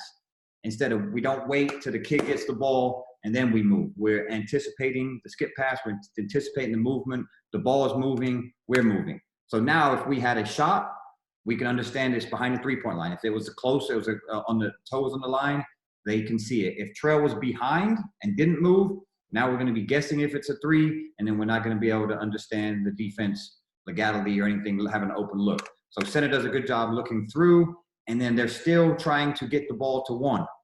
So if you watch when the post goes across, you can see lead stays with this matchup. There's nothing wrong with that. Now, a lot of us would say we need to look where we're coming from. This is where he's coming from. The post is going from box to box. They're trying to get the ball to their best player. So he does a good job of rotating, getting to the strong side, getting over to referee this. Notice our center. What we do a bad job of is when the ball is passed and we have a rotation, that we tend to leak out. Just to George's point, there's nothing wrong with having two C's. At this point, we have two centers. What we don't want is two trails, a trail here and a trail on this side. So here we have the players, exactly where we want them. Everybody's in good position. When the ball is passed, everybody's in position to go where they need to go to. Here's what I did want to talk about on this. So I'll run this through. Pretty good coverage on everything. What I did want to go over is on this pass to the corner here. Let's say there was a screen here. Let's just say it was a kick over the top and we have a flare screen on the backside. So just imagine there's a flare screen. Here's where our training has to be great. We don't follow the flight of the ball. And this would be on shots. This would be on, pass and crashes or skip passes. we don't follow the ball. If we follow the ball, we miss all the action. So let's just say there was a screen here. We don't follow the ball. Our eyes should go to a screening action first. Screen, then we go to the three-point line, and then we go back to a defender on the closeout. That's how we need to train our mind, is screen, three-point line, and then defender. Not three-point, then we go to the screener, and then we find a defender, because then we're going to miss it. That's how we need to, reference these plays and how we need to go through the sequence. I just wanted to go over that, even though we don't have it. What I like here, and we talked about this with closed looks and open looks, center has a great look through here. So this is where we would not want to move. This is he can see right through here. He can see the defender, can see the offensive player. Even you can get a peek of the secondary defender going through. I wish, and I'm being technical, that the center referee would just stay. It works out fine for him because when the ball gets kicked out, now he has a great look watching the closeout and can referee this. But I wish he would just stay for a second. Now when the ball is kicked out, maybe you can take a step up and then referee defender, closeout, and then referee the shooter all the way up, all the way down. I don't want to touch on this too much. I just thought this was a good example of how we can move better from all and trust the system and move when the ball is moving, getting open looks, staying connected. We're not too high. Lee does a decent job when the shot goes up, but we need to widen out a little bit. So same thing, drives to the basket, shots up. We need to widen out, open up our vision, and then he needs to referee the rebounding coverage here. I don't want anybody Mark, can you elaborate a little bit on that? Why would you like him to stay a little bit longer? Yes. Are you talking about the center drive? Yes. Right. So here, typically when a driver goes left, we want to go right. If a driver goes right, then we want to go left. We want to go opposite of the drive to maintain an open look. But here he doesn't need to move because he has the best look right here. Now, if you take this defender and they're gone, they're out the way, and it's just going to be, he's going to go meet the big kid, then yes, he would want to step to his right to then see through this. However, he has a good look right there. We don't want to leave an open look. So I'm just being nitpicky. I wish he would have stayed just right there. He doesn't need to move. Referee. And Mark, when he moves up, stop it right there. Yeah. Right there. If he were to actually shoot and not pass the ball off, he's moving into a closed look by putting himself behind number 30. And so he's not seeing, like on this play, if he was going to go anywhere to try to maintain, he would have had to step down to maintain to see that. But that secondary defender that's coming is the lead's defender. It's not his. He just has to worry about that 30. And then the secondary defender that's coming over is the lead's to call. Yeah, good point. Does that help, Mike? Hey, Mark, this is Glenn. Okay, I agree with you that he should stay there because if there's a shot go up and there's a rebound, he's leaking out. And that's the part that you're talking about where we start leaking. We're trying to get advantage to go to the other end. So if he stays there, he's in perfect rebounding position. He's perfect to cover the second pass and everything. Yep. Anybody other questions? The main purpose was just see the difference of coverage, the difference of movement. You can see how we adjudicate this play a lot different than anybody else. Okay, let's get into, all right, now we've got coaches' plays. This is, I don't know if Coach Leonard is on, but he sent me this clip. So I did want to go over this. I'll show it twice. We'll get into it. Let me take the sound off. All right, here we go.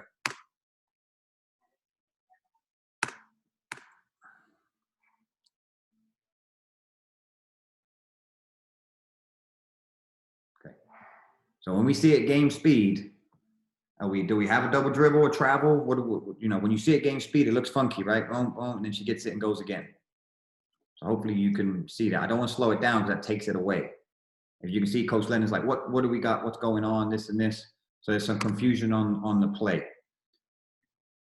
I'm going right back to why we miss plays is due to positioning and open looks. We have 8 players on this side of the floor. 1, 2, 3, 4, 5, 6, 7, 8. We have a ton, all the action on this side. As soon as this ball is passed, lead should already be coming. When the ball is here, lead should already be at close down. So probably step in here at close down. When the ball is passed, we know that they're running something on this side of the floor. We've got multiple players. We got screening action.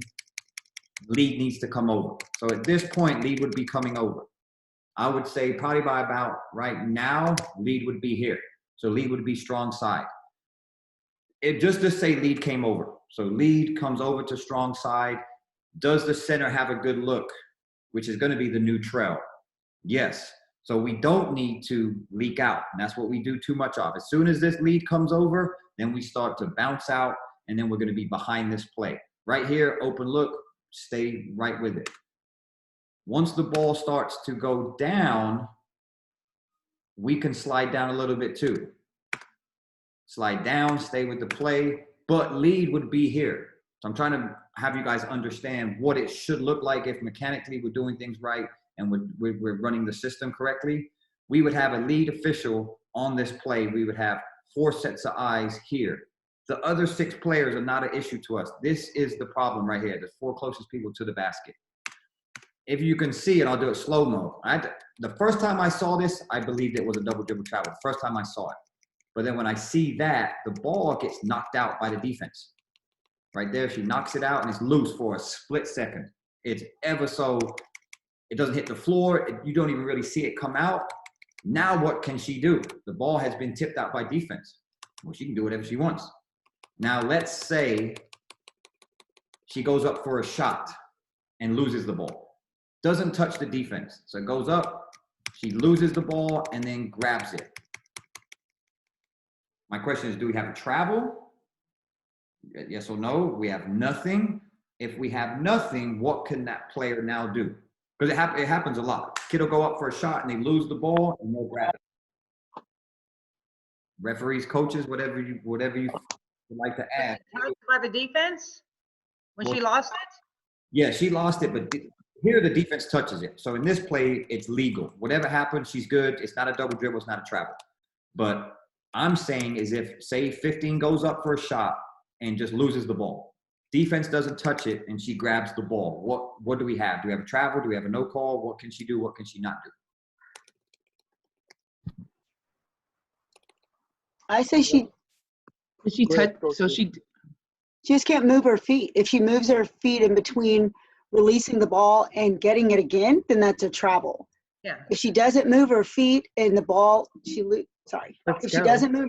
she doesn't move her feet and the ball, she loses possession of the ball but gets it back without anyone touching it and without moving her feet, then it's basically like a jump stop. As long as her feet don't move, she could either shoot or pass.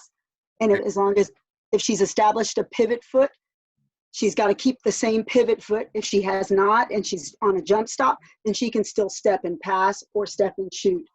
I mean, that's what I'm thinking. I don't know. Join us and be a referee. It's pretty good answer if you ask me. Anybody have anything different or to add to it? Mark? Yes. Mark. Okay. Now, the way you explained it was that you said she went up to shoot. Lost the ball. Did she go up to shoot the ball? Yes. She loses the ball during the shot? Correct. Then when she comes back down with the ball. That's a trap.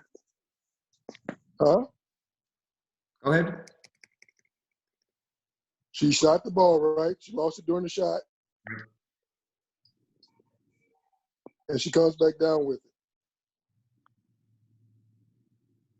it. Okay. What can you do? That's what we just went over. Hello, can y'all hear me? Well, okay, go ahead. Y'all hear me? It's done. I was trying to determine what you were saying, Mark, whether she was in the air when she lost the ball and caught it. I'm sorry. To me, is she still on the floor? She never left the floor? No, she jumps and loses the ball. Okay, in the air. Correct. And then and nobody catches it, she loses the ball. And she catches the ball, then she comes to the floor. Is that what you're saying? Yes. That's the travel. Okay. Wait for someone to say. My only question on that is, if you deem it a shot, how can you then call it a travel? Exactly. I think that's what Reggie's getting at, is if you're deeming it a shot, then it's like a rebound, and then she can do She can either dribble or shoot. Exactly. If you deem it a shot, it's just like when people shoot those air balls and get their own rebound and everyone's like travel. If you deem it a shot, she can go get that rebound. But So in this case, wouldn't it be the same thing if you're deeming it a no, shot? that ain't what it said. She said she lost the ball. That means He said she shot and lost the ball. no. Mark's terminology was she lost the ball. She didn't say Mark, nothing did about you a not shot. say she shot and lost the ball? He did not say. He just said she went up, she lost control of the ball, and she caught the ball, she came back down to the floor. That's the trap.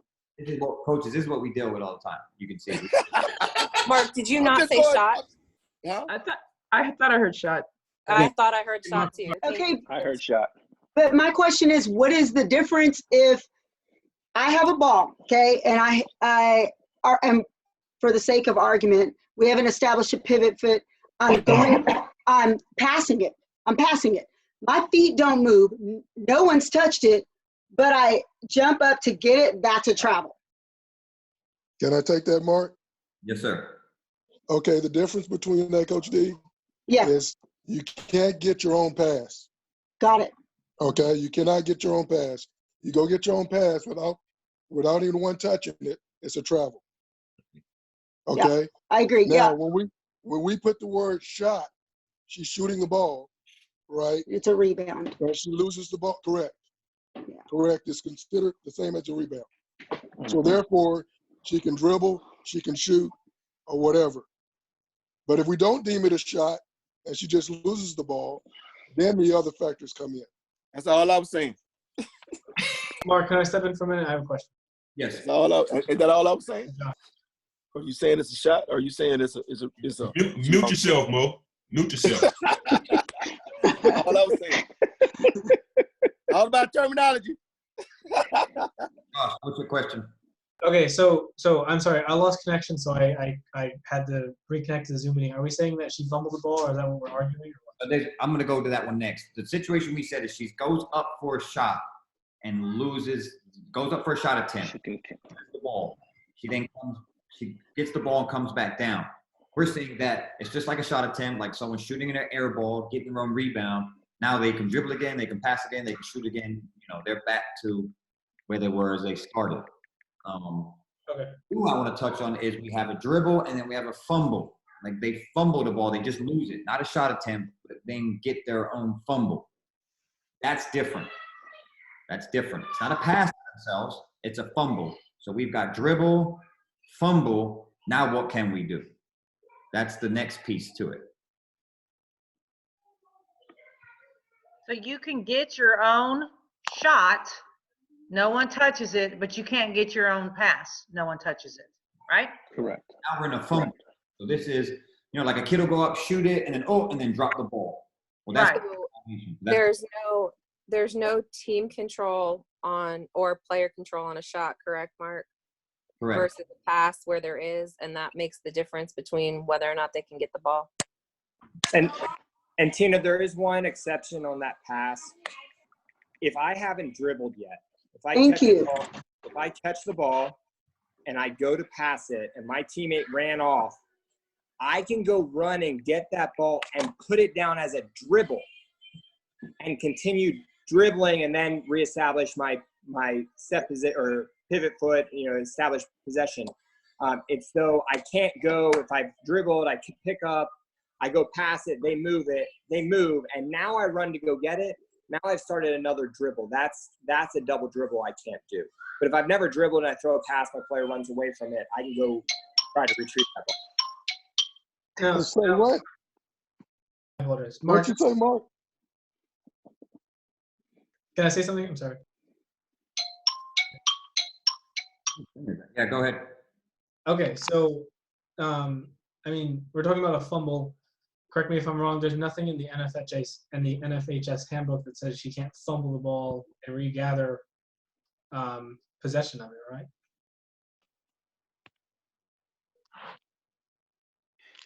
You can fumble, dribble, fumble.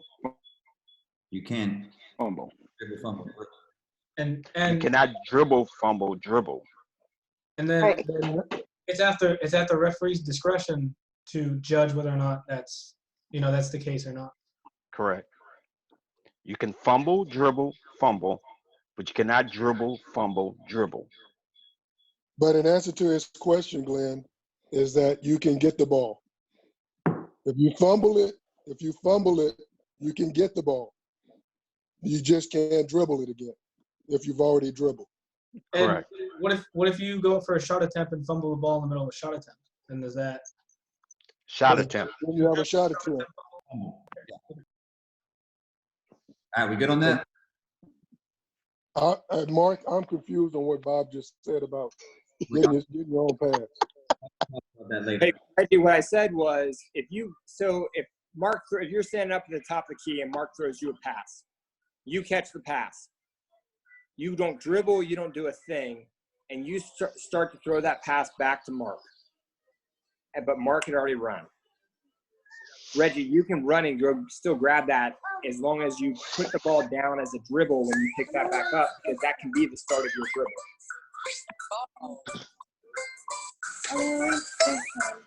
All right, Mark.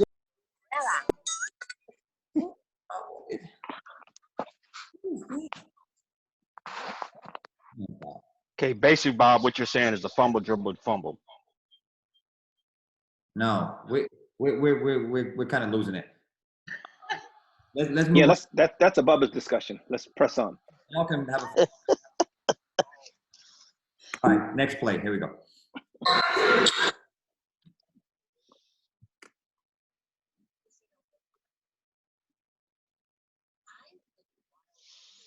We'll go again. This is something we're very, very inconsistent on. So I hope everybody sees it. We have, and I talked about it earlier on a skip pass. So this is where we have center on weak side. Like that, this is our primary right here. This is your primary offensive player, and here's your defender. This is the only matchup you have. So you've got to be ready to accept this play when it comes into your primary. I wish he would just take one step down, just maybe one step down to see. So we're up. Either way, I'm sorry. We need to move though, right? That's the point. Move. Either way, I think is good, but we just are stagnant. We just stay there, and we don't really pick up the defender, and we clearly don't pick up the pivot foot. So here, she catches it on 2 feet. So she catches it on 2 feet. We know either one could be a pivot foot, but definitely both of them can't be. And this is happening a lot at all levels. Is that it's that little hop again? Then we load up into our move. So she jumps off 2 feet and lands on 2 feet, loads up into her move. So I want to see it again. Now, if she would have caught the ball not in flight, and she would have just caught the ball and then gone, okay, maybe something different. But here, I'm gonna go back. So we have to be more consistent. She jumps, catches it on 2. Either one can move now, right? So the first thing we need to do is identify the pivot foot. This is on perimeter travels, on post travels. Anytime the kid catches the ball, we need to understand pivot foot. So here, either one. So now I'm saying, okay, if she moves the left foot or right foot, she's good before she releases the ball. Here, this is a travel. We got to have a travel on this play. I do want to touch on post travels because we pregame this a lot. Is if we have post travels in front of the lead. So let's just say lead was over here and we have a post travel in front. Outside referees, you have to assist and not be afraid to go get post travels because the lead is so close to that matchup. They may not pick up the pivot foot, or they may not see it, or they just don't have a great look because they're so close to it. Outside referees, we got to be really good at helping on post travels. Here, the center just needs to do a better job of picking up the pivot foot. I just wanted to show this. We got to do a better job in the off season on picking up pivot foots. I'm sure every coach in here could say we're not consistent on our travels. And coaches, I'd love to hear from you on that, but tell me I'm wrong, but I'm pretty sure it's something we definitely need to improve on.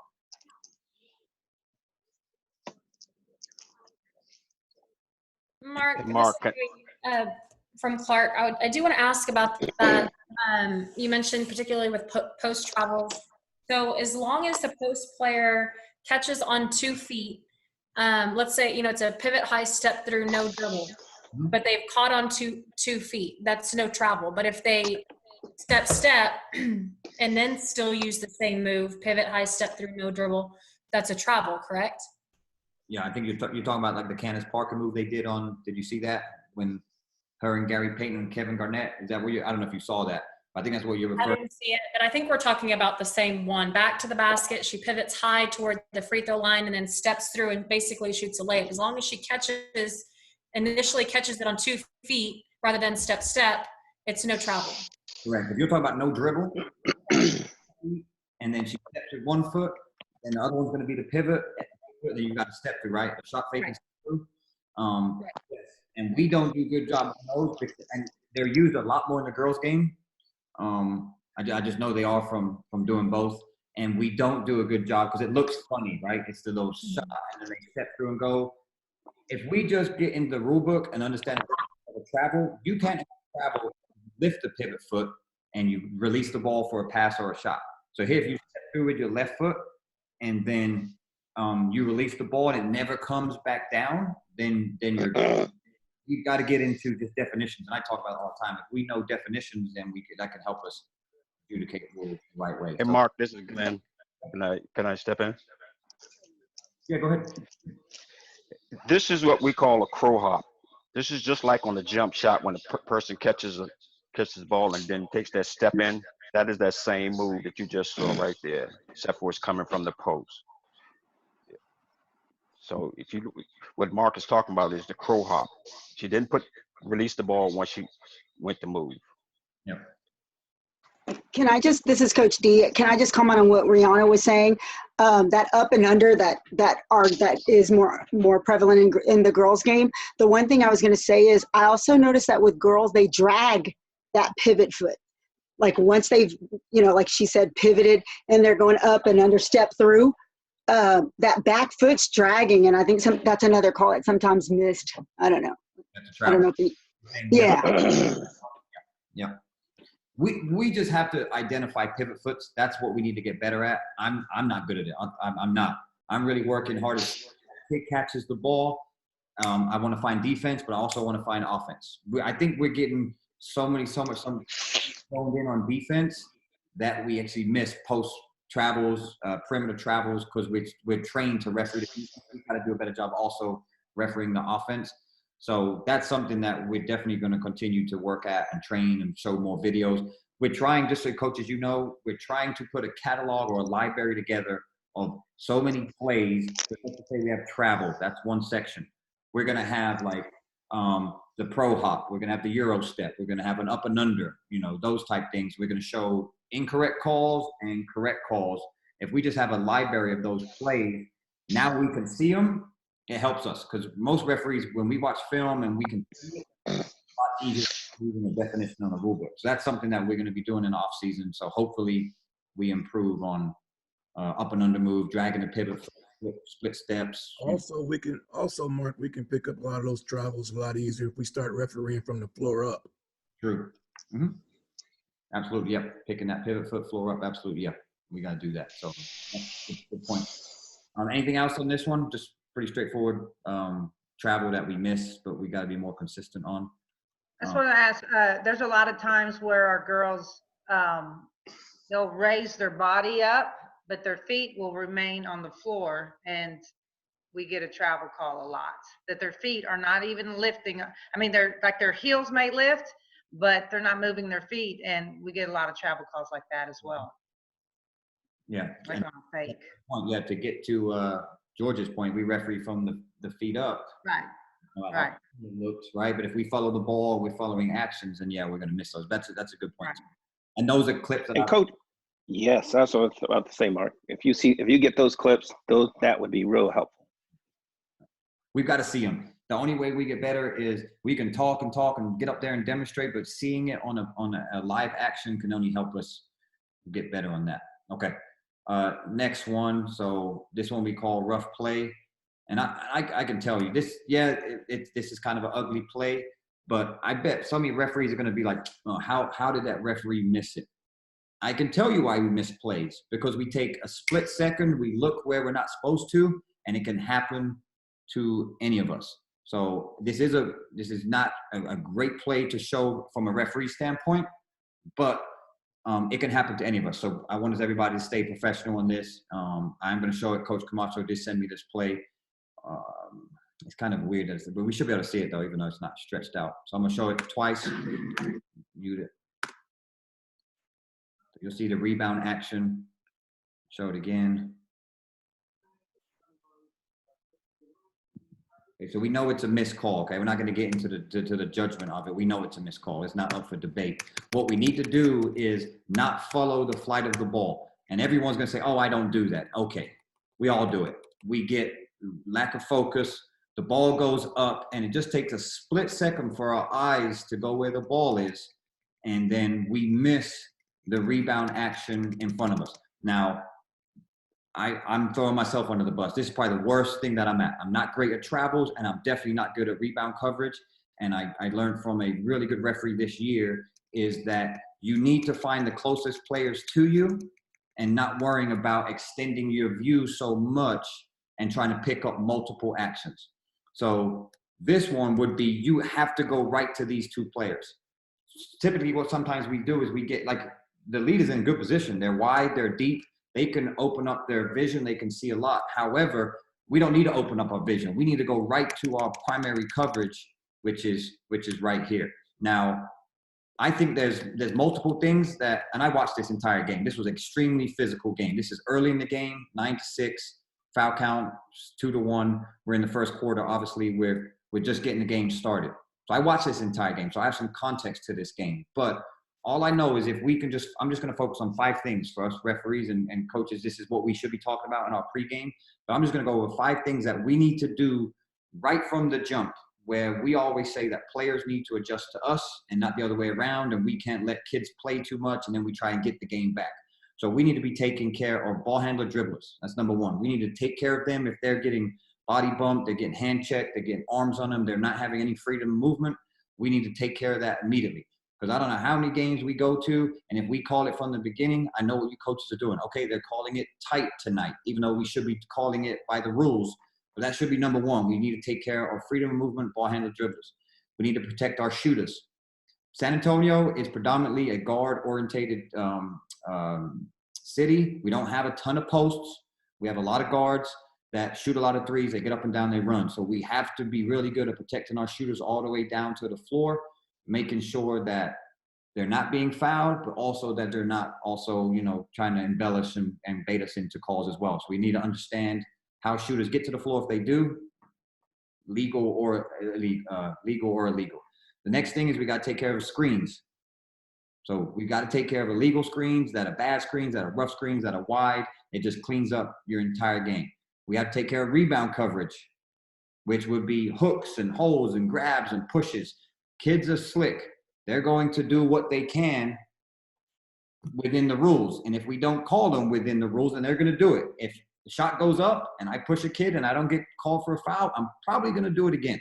So that's why we got to make sure that we're taking care of rebounders, the hooks, the holes, the grabs, the walk-unders, the legal box outs, all those type things. And then the last thing is off-ball, dead ball. We got to take care of the off-ball stuff, which we kind of alluded to earlier. Those are just 5 things. Now, of course, there's many more, but to me, those are the 5 biggest things. If we come out from the beginning of the ball game and we set parameters that we're going to take care of those 5 things, your game will become a lot smoother and kids and coaches will adjust to us. So here we miss an obvious rebound foul, which is on the girl in black on white. Here's something that I learned that I want to share with referees is anytime there's a defender that has a player that has inside position. So here, white has inside position. Black's going to have to make some decisions on how they're going to get around to get into a better position to grab a rebound. So let's just say that doesn't mean that white can continue to displace and push this girl out. That would be a foul on white, but she doesn't. So now black makes a decision. We see the swim move. This happens so often that they have to try to get in front. So they're going to swim around. They're going to use their elbow to swim, to push them out. And that's where the contact occurs. This is illegal right away. We need to take care of this legal action immediately. This is obviously a foul on black. And look at what happens at the end. This could be considered possibly a conversation about having an intentional foul. I'm not saying it is an intentional foul, but I know that referees may want to have a discussion on this due to the fact that she gets thrown to the ground and the contact is excessive and it's high. It's above the shoulders, right? It's I don't know if it's a throw down, but it's, ooh, like when you see the play, you're like, okay, my antennas need to go up on that. But what happens is the lead referee watches the ball, so we missed the rebound coverage. But that doesn't mean that we put all the onus on the lead. Here's how I also look at this play. What is center doing on the other side of the floor? We talk about big, obvious plays. We talk about plays that are good for the game. This is an obvious foul. This is a throwdown. There's nothing that's saying center on the other side can't see all the way through that and come and get a foul on that. Trell, it would be hard for Trell, but I'm not saying that he can, because he's worried about the shooter. But as soon as that shooter hits the floor, then we need to get off the shooter and we need to scan and we need to go help on rebound coverage. So there's nothing saying that Trell can't come and get this either. Yes, we would like Lee to get it, but that doesn't mean that, oh, Lee doesn't get it, we don't have a whistle on this play. This play needs a whistle. There's another thing that we're kind of doing a little different on rebound coverage is that we're coming across now. So, for example, if I don't have a great angle in this, but Trell can rebound coverage on the other side of the paint, and center can then come across on the other side. So we have this action where you're seeing, because you have a better angle, you have a wider view, you can actually see action on the other side that may be too close to a referee, and then the same on the other side for the other referee. So those are things that we talk about as well, that extending your coverage on rebounders and making sure we get the first illegal action. That's what we got to get.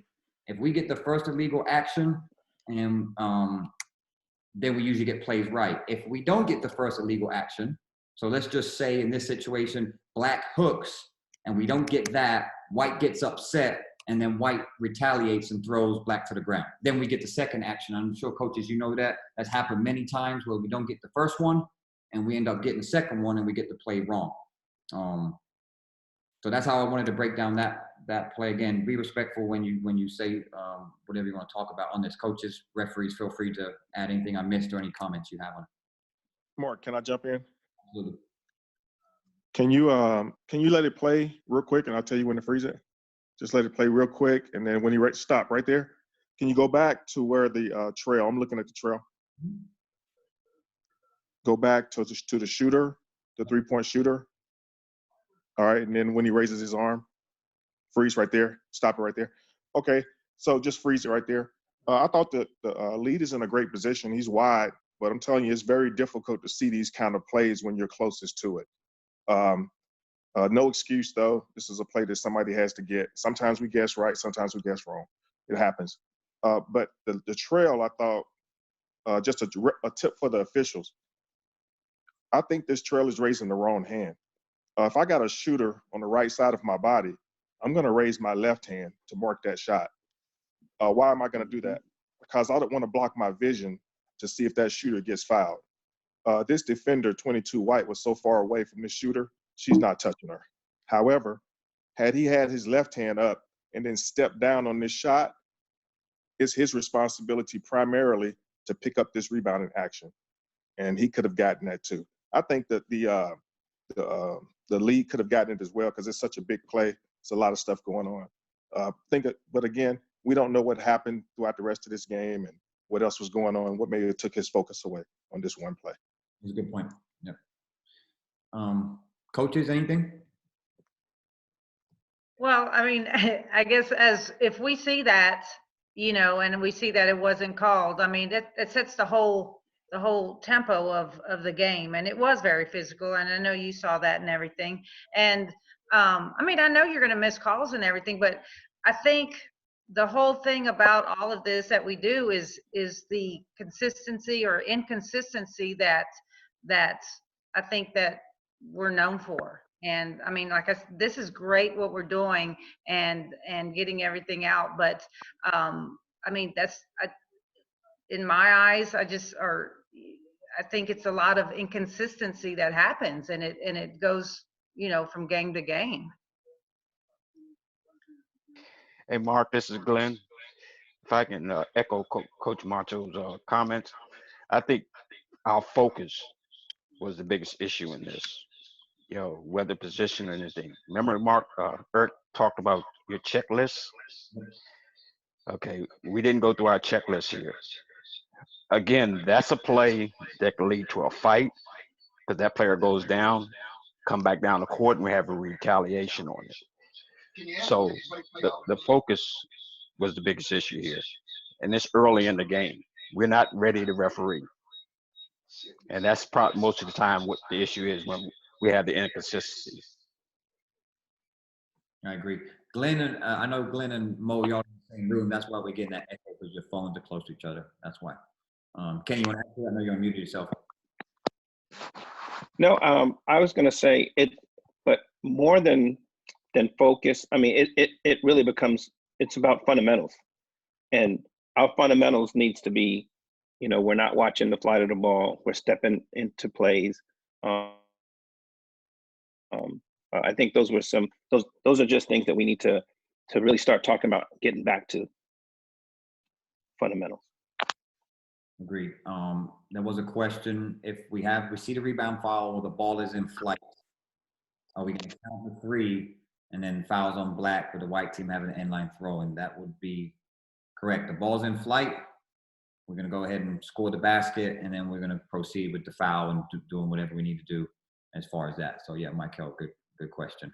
All right, last play. It's not great because it's from like 2013. We maybe didn't have huddle back then, or maybe Coach Barton didn't have a good camera person on the game. But just some context on this. This is the regional qualifier. This is at UTSA. It's Reagan versus Steele, 2013.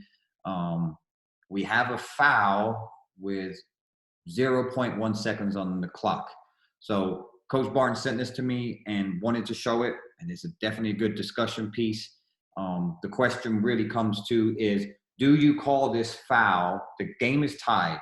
It's a tied ball game, and then a foul is called with 0.1 seconds on, puts the girl on the free throw line for 2 shots. So the question comes, do you call this foul knowing time and score?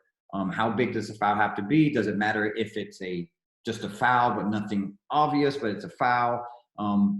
Would you call it in the beginning of the game but wouldn't call it end of the game? I mean, there's so many different variables to this, and I think it's a really good question.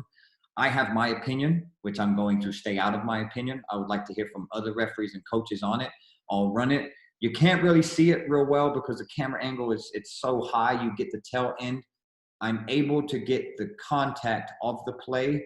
So what I'll do is I'll show it one time, and I'm going to go freeze back and forth on. You can see the contact on the foul or a non-call foul, whatever you want to have on it, and then we'll talk about it. All right. So we have a missed shot and then a rebound. So there's the missed shot, rebound, and then there's the whistle. And we have 0.1 on the clock. All right. Let me go back. Okay. So here's the contact. Hopefully you can see it's real blurry, but here's the putback.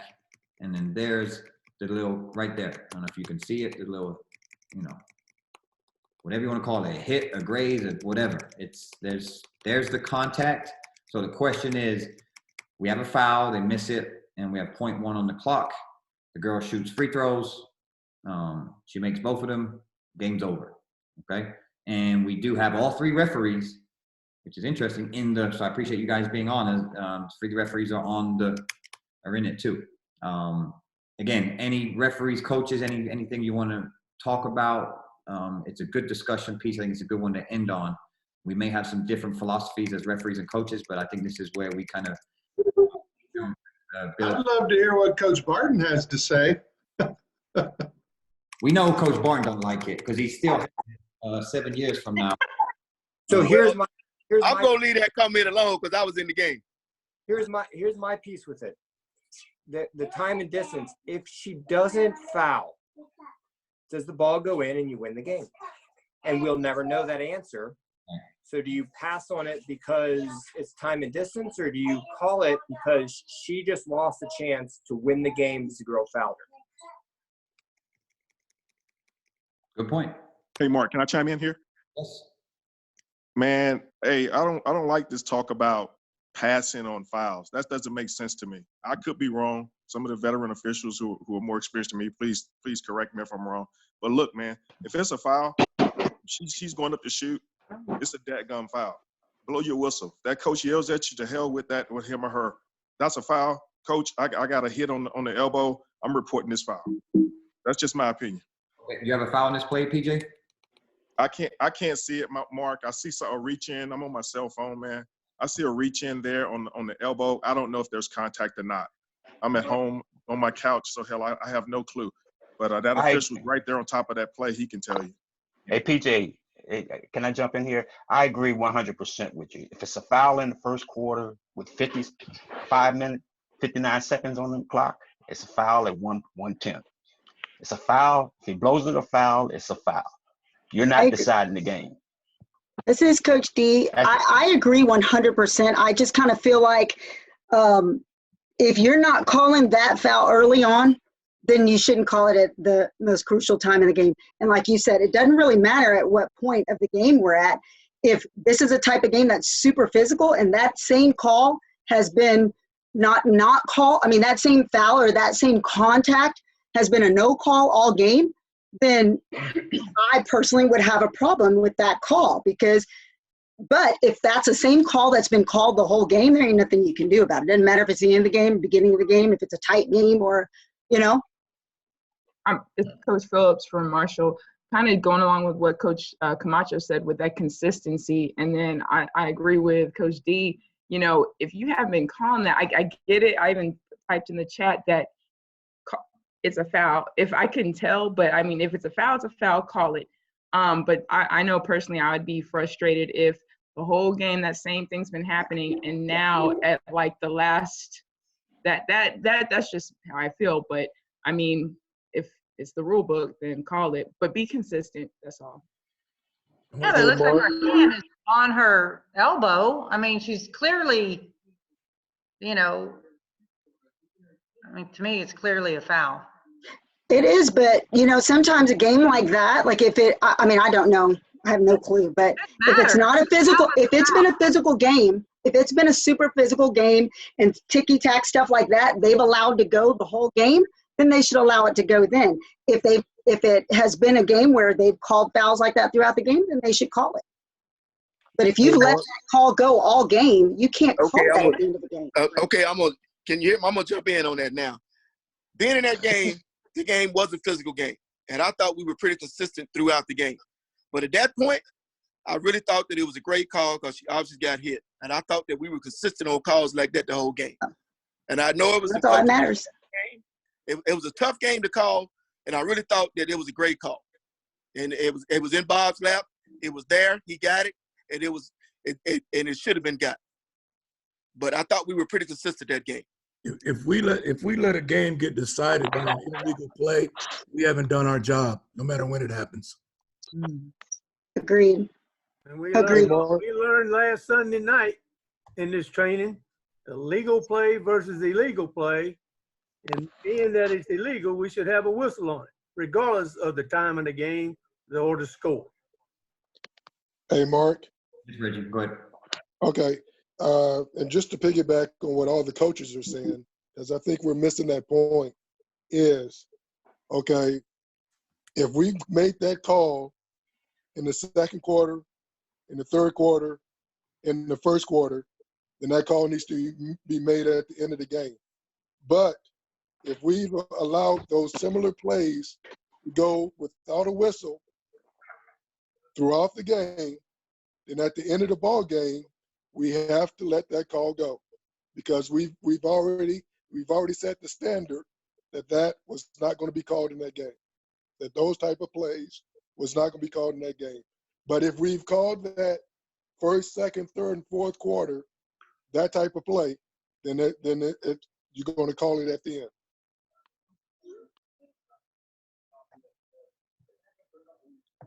Hey, Mark, I'm chiming in again. I disagree with Reggie on that. I believe you just call illegal contact. I don't care how much time is left in the game, if it's 0.1 or if it's 8 minutes to start the game on the jump. If it's illegal contact, I'm just I believe it, encourage my crews to just call it. Just keep it. I'm not, PJ, that's not what I'm saying. Yeah. I'm not saying that you don't call it. I'm saying for consistency that now I know, PJ, if you and I are in a game, we're going to call that from start to finish. That's not what I'm saying. What I'm saying is if we didn't make that call in the first quarter, in the second quarter, in the third quarter, in the fourth quarter, then in the last second, that call needs to be the same as we called it. That's all I'm saying. Okay, I got it. So you're saying you didn't call a foul in the first quarter when it was a foul, in the second quarter when it was a foul? I mean, a foul is a foul. But I think what they're saying, and which I agree with, some games, Tina, we know are much more physical than others. So sometimes, you know, someone goes up and they may have gotten touched, but they're not calling it the whole game, or they may have gotten hit, but it's not being called because it's an overly physical game. So they're calling the more egregious fouls, which I'm not saying is right. But if that's the flow and the atmosphere of the game, I just don't think that, therefore, at the end, the last second of the game, we're going to talk about, well, it's an illegal contact. If the whole game you've allowed illegal contact when it's a physical game. And sometimes with girls, it's just, I mean, a lot of touching. Y'all, is that you never pass on contact that affects the shooter on their arms, on stuff like that. You might have where somebody goes up to the basket and there's body-to-body contact that could go either way, right? I mean, it could be nothing, could be possible, and we let some of that stuff go. Right. I don't think that as an official we should ever be. If I see hits on the arm, on the elbow, on that stuff, I shouldn't be intentionally passing on any of those. But when it's that judgment of, hey, he's going down, is he being ridden? Is the guy in good defensive position? You're not 100%. We may let some of those plays with that stuff go, but I don't think you ever just let a shooter get hit in the arms and not come back. Now, go ahead. I'm actually understanding what the coach is saying for someone that watches a lot of film throughout the year. So what they're saying is how inconsistent we are, is that in this situation, I'm not saying this game, but I honestly believe a lot of coaches are feeling like they've let many plays like that go throughout the game, and then here you go get it with 0.1 in the game. That's what I'm not saying that they shouldn't call it because it's not a foul. It basically comes back to consistency. What I feel is like the 5 things that I talked about, and there's many more, but if we just focus on those 5 things, if we consistently do that from the beginning, no coach on this meeting is saying, well, yep, it's a foul. However, I don't know how many games I've been a part of where it's so inconsistent that they haven't called that throughout the year. They want to come. Well, Mark, let me ask you a question, Mark. You showing that one play. Did you watch the whole game? I'm not talking about your game, Mo. Like, don't worry about the game. I'm asking you. I'm not being sarcastic. I'm asking, did you watch the whole game? No, you guys did a great job in the game. There's nothing well, the question I'm getting at, you're talking about consistency. I'm talking about, that's what the coaches are talking about. I'm asking the question, did you watch the whole game? Yeah. Mo, we're not take I'm not that. saying, I'm not trying to. Okay, can I say something? As an association. This is Coach D. My playoff game against Brandeis was a very well called game. We were in double bonus, my girls, early on, and we were little queen hack-a-lots the whole game. It was a very tight game. It came down to, it came down, and I wish that a lot of the calls weren't called, but the fact is they were consistent. And it came down to an off-the-ball foul with under a minute left in the game. We were up by 1. My girls squeezed it on an inbound play, so no time even went off the clock, and the ref made the call. I was so pissed. But at the same time, there was nothing I could say because they were consistent the whole game. And so the only thing I could do is, when I watch film and when I evaluate my girls, see that right there, baby girl? That was an ill-timed foul. That was stupid. You cost us the game. I don't care if last game they didn't call that. This game, they called tight the whole game. So my point is, we do watch, I know from my perspective, I do watch the whole game. And so I lost that game on what I thought was a ticky-tack foul. But in all honesty, those 3 refs were consistent throughout the entire game. The game had a lot of fouls called the whole game, and we had an off-ball foul with under a minute to go, and he called it. It was ill-timed, and we lost the game. But we fouled based on the environment that they created, the referees created for that game. They said, we're not going to allow any extra touching on or off ball. And so I don't know. I mean, so I can appreciate the call, period. There's nothing I can say. We lost the game. So I don't know if that answers your question, Don. I'm sorry. I was just trying to clarify. We do watch the whole game. I would like, if I could add. For the most part, we try to be consistent. And, and we all work hard to try to be consistent.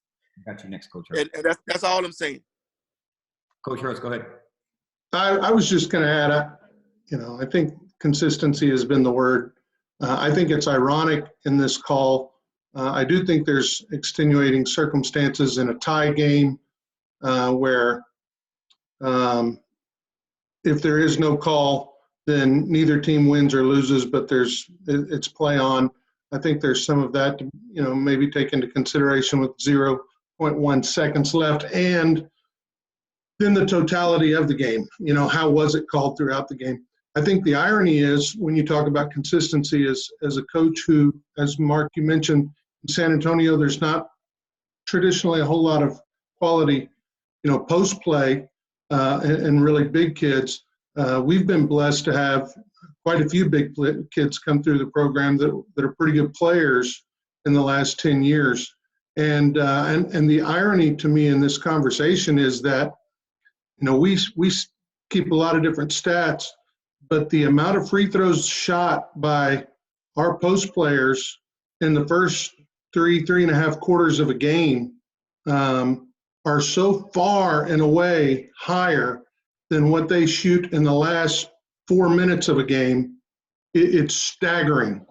It is unimaginable how few times our best players, our big kids, get the ball inside late in the game and whistles don't get blown. At the end of the game, there's no free throws being shot by big kids. And I'd be surprised if anybody else has had, some really good big kids, whether it be boys or girls.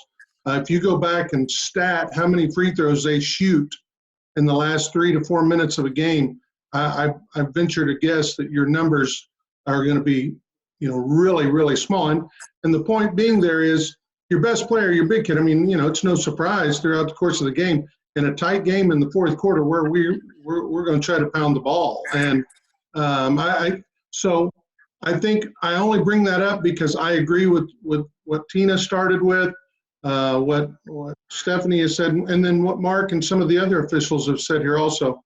Consistency, I think, is the key for all coaches. If it's a foul early and it's a foul in the middle of the game and it's a foul late in the game, most coaches, they may not like it, but they're going to live with it. And you're not going to hear too much complaining about it. But when inconsistency creeps in, even throughout the course of the game, that's a real problem for most of us. Hey, Mark, can you have Reggie address the philosophy he taught us about making sure that when we get to the end of the game, especially the last 4 minutes or so, he's come up to us and told us, look, I know it's going to sound unreasonable to some people, but he came up and told us, we got to be perfect. So sometimes you got to up your level of officiating in those times. And this was a good example of that. So I agree with Coach Hurst. There's times when players who are big players, post players, they get fouled sometimes and we just don't call it. We let it go because of their size. Yeah, I agree. And I think it's the coach. I agree with every coach on here, what you're saying, officials. I think what we're going to really try to work on is the consistency. I've heard that all night and I knew it was going to come, right? The consistency from game to the next game. I can imagine how frustrating it is we call the game real tight and then here comes on a Tuesday and here we come Friday and we're letting them play a little bit. So we have to do a better job of, again, getting those library together, cataloging plays, dispersing that to our officials so we are highly consistent. It's not going to be easy trying to get 100 plus referees that do varsity basketball on the same page, but we can try. This is definitely a step in the right direction. I think the culture change needs to be that we do need to be more razor focused at the end of the game. So meaning that we shouldn't worry about score time. We shouldn't worry about who has 4 fouls, who doesn't have 4 fouls. We should just continue to call the game the way it's been called, hopefully by the rules, the entire game. And then we definitely, like to PJ's point, we want to try to be perfect. Definitely, you want to try to call a perfect game. You're not going to do it the whole game, but especially the last few minutes, that's what everybody remembers. No one really remembers your first call, but it's sure going to remember towards the end of the game if we have calls or we don't have calls. So I just think for officials, for us, it's, changing culture, changing our training. We've got to, continue just to get better and take what the coaches are saying us, into consideration. But on the flip side, I want coaches to understand how hard we work at this.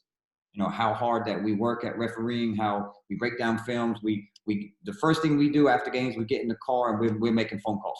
So don't think we just get in our car and we drive home and we collect our check.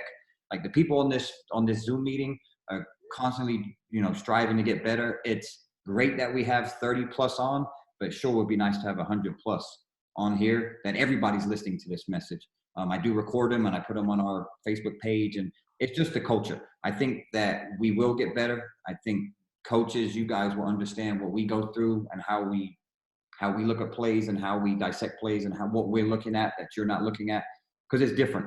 You guys are going to look at the game a lot different than we look at the game, and vice versa. But there has to be some understanding and some,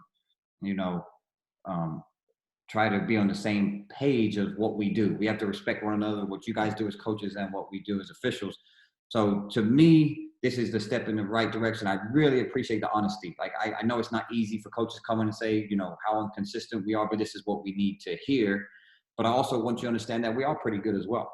Like, we have some really good referees in the chapter. We have a lot of really good young referees coming up that are going to need the opportunities.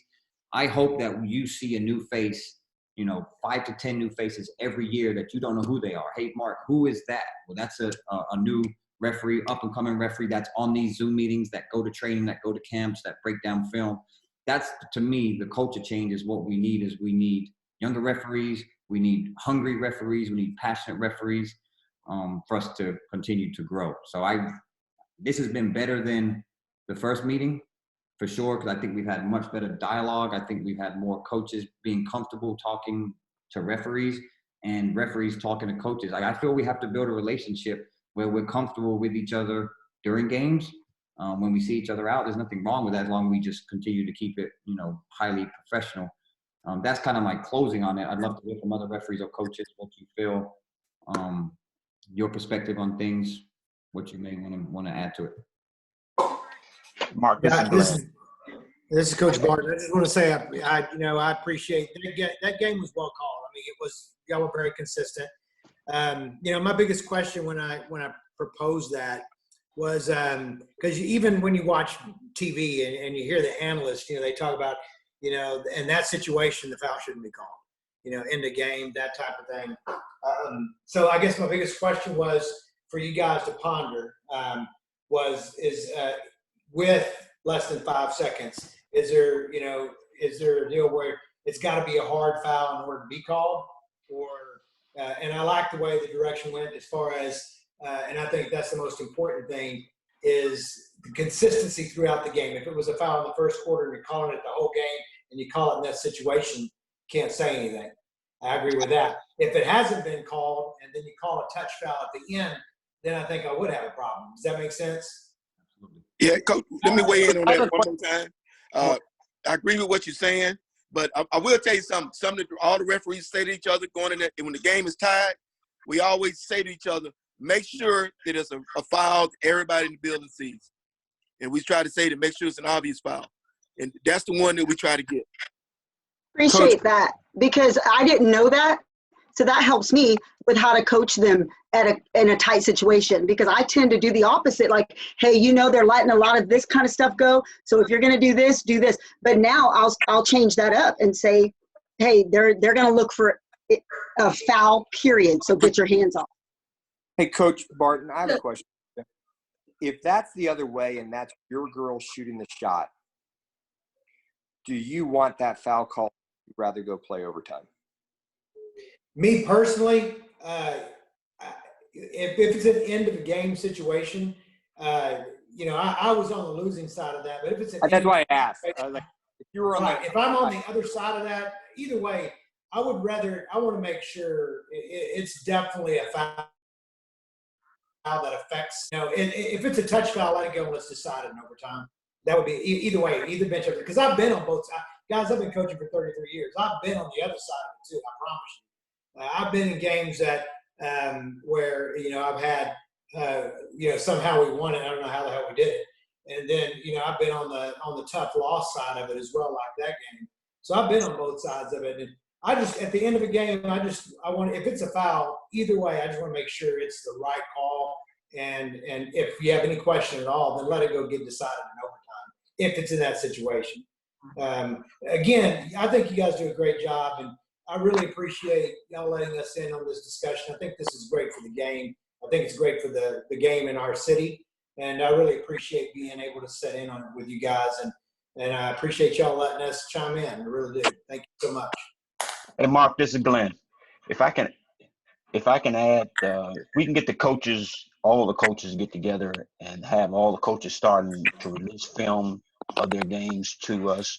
It would help out us as officials, and then expand the game a lot more. That's all I have to say.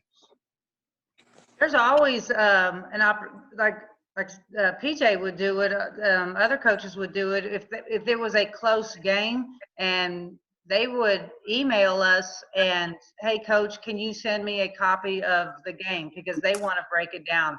And I love when they do that, because they want to, see what happened, during the game.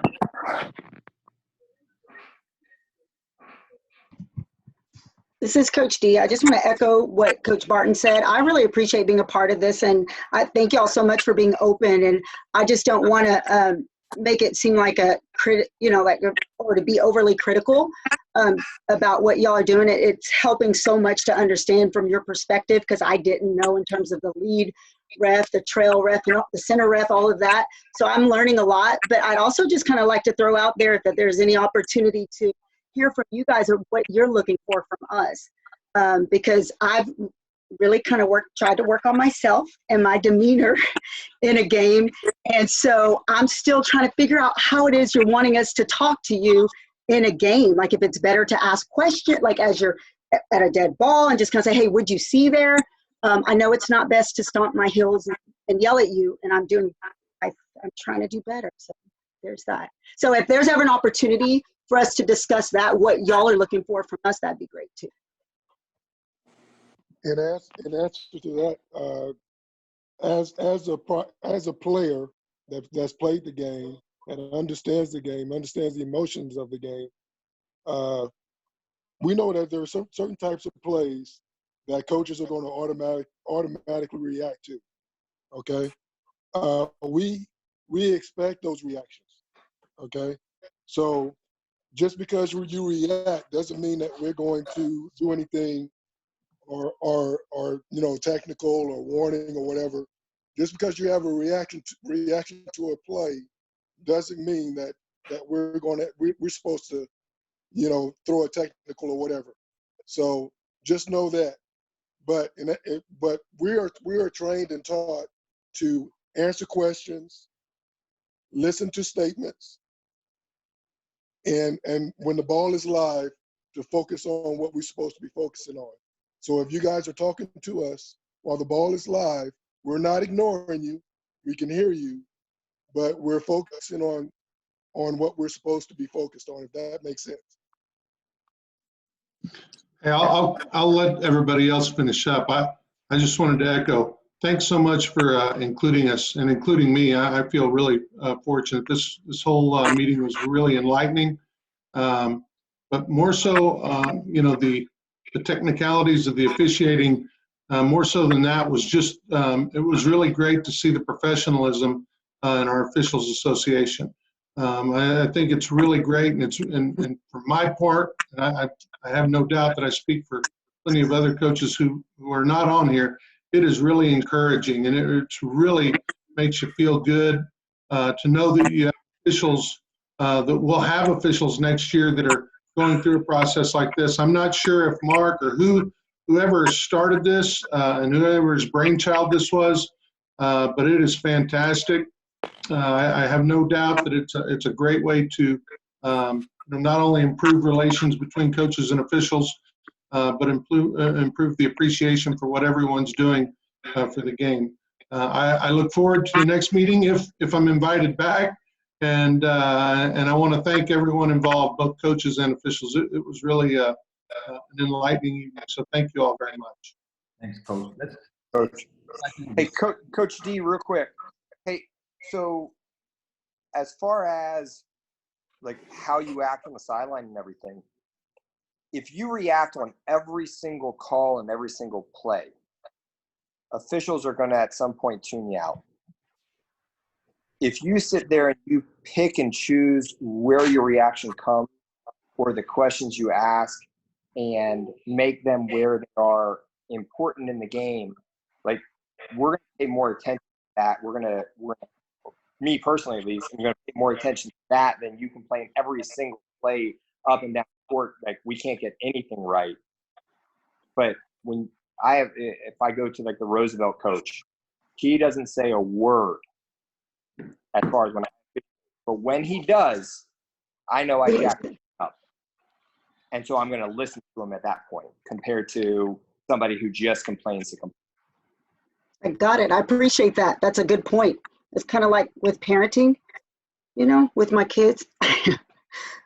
When their dad talks, everybody listens, but because I talk the whole time, nobody does what I say.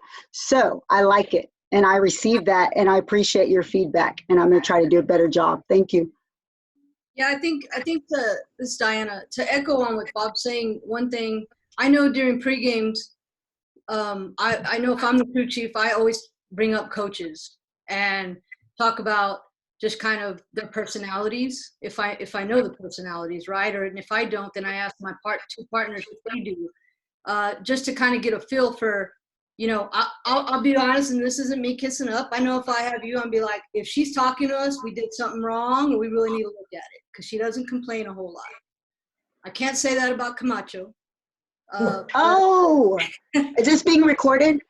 I'm kidding. But no, in all seriousness, like, I mean, we do, at least I know I do in games, we'll talk about coaches, like, hey, you know, this coach talks a lot, or is very, very energetic, gets excited, just, you know, those things are talked about as part of our pregame. And I think they're important because it kind of puts us in the right frame of mind when we step on that court, and we kind of have an idea of what the personality of the coach is that we're going to be dealing with.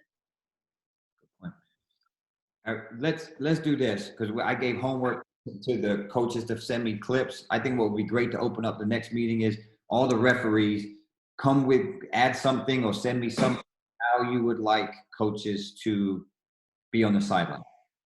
Just bring something, just not a ton of things, but something that we can help coaches understand, not take away their personality, but understand, you know, how we would, you know, like them to be professional, respectful, whatever, any kind of situation. Let's do that, because we're getting close to 10 o'clock. And we can press on. Again, it's been a great meeting. I did record it, so I'm going to send it. If anybody wants a copy, I can send it to you. And let's try to meet Tuesday at 7:30. Sound good? Good. Great job, Mark. Thank y'all. Cool. Well, guys. Thank you, Mark. Thank you, Mark. Thanks, everybody. Good night. Yep. Thank Have you. a good night. Good night, everybody. Good night. Good night. Good job, Mark. Are we still on for Sunday too? Yes. Yeah, I'll be there. Just kidding. I'll have to give you a call. Where are we going?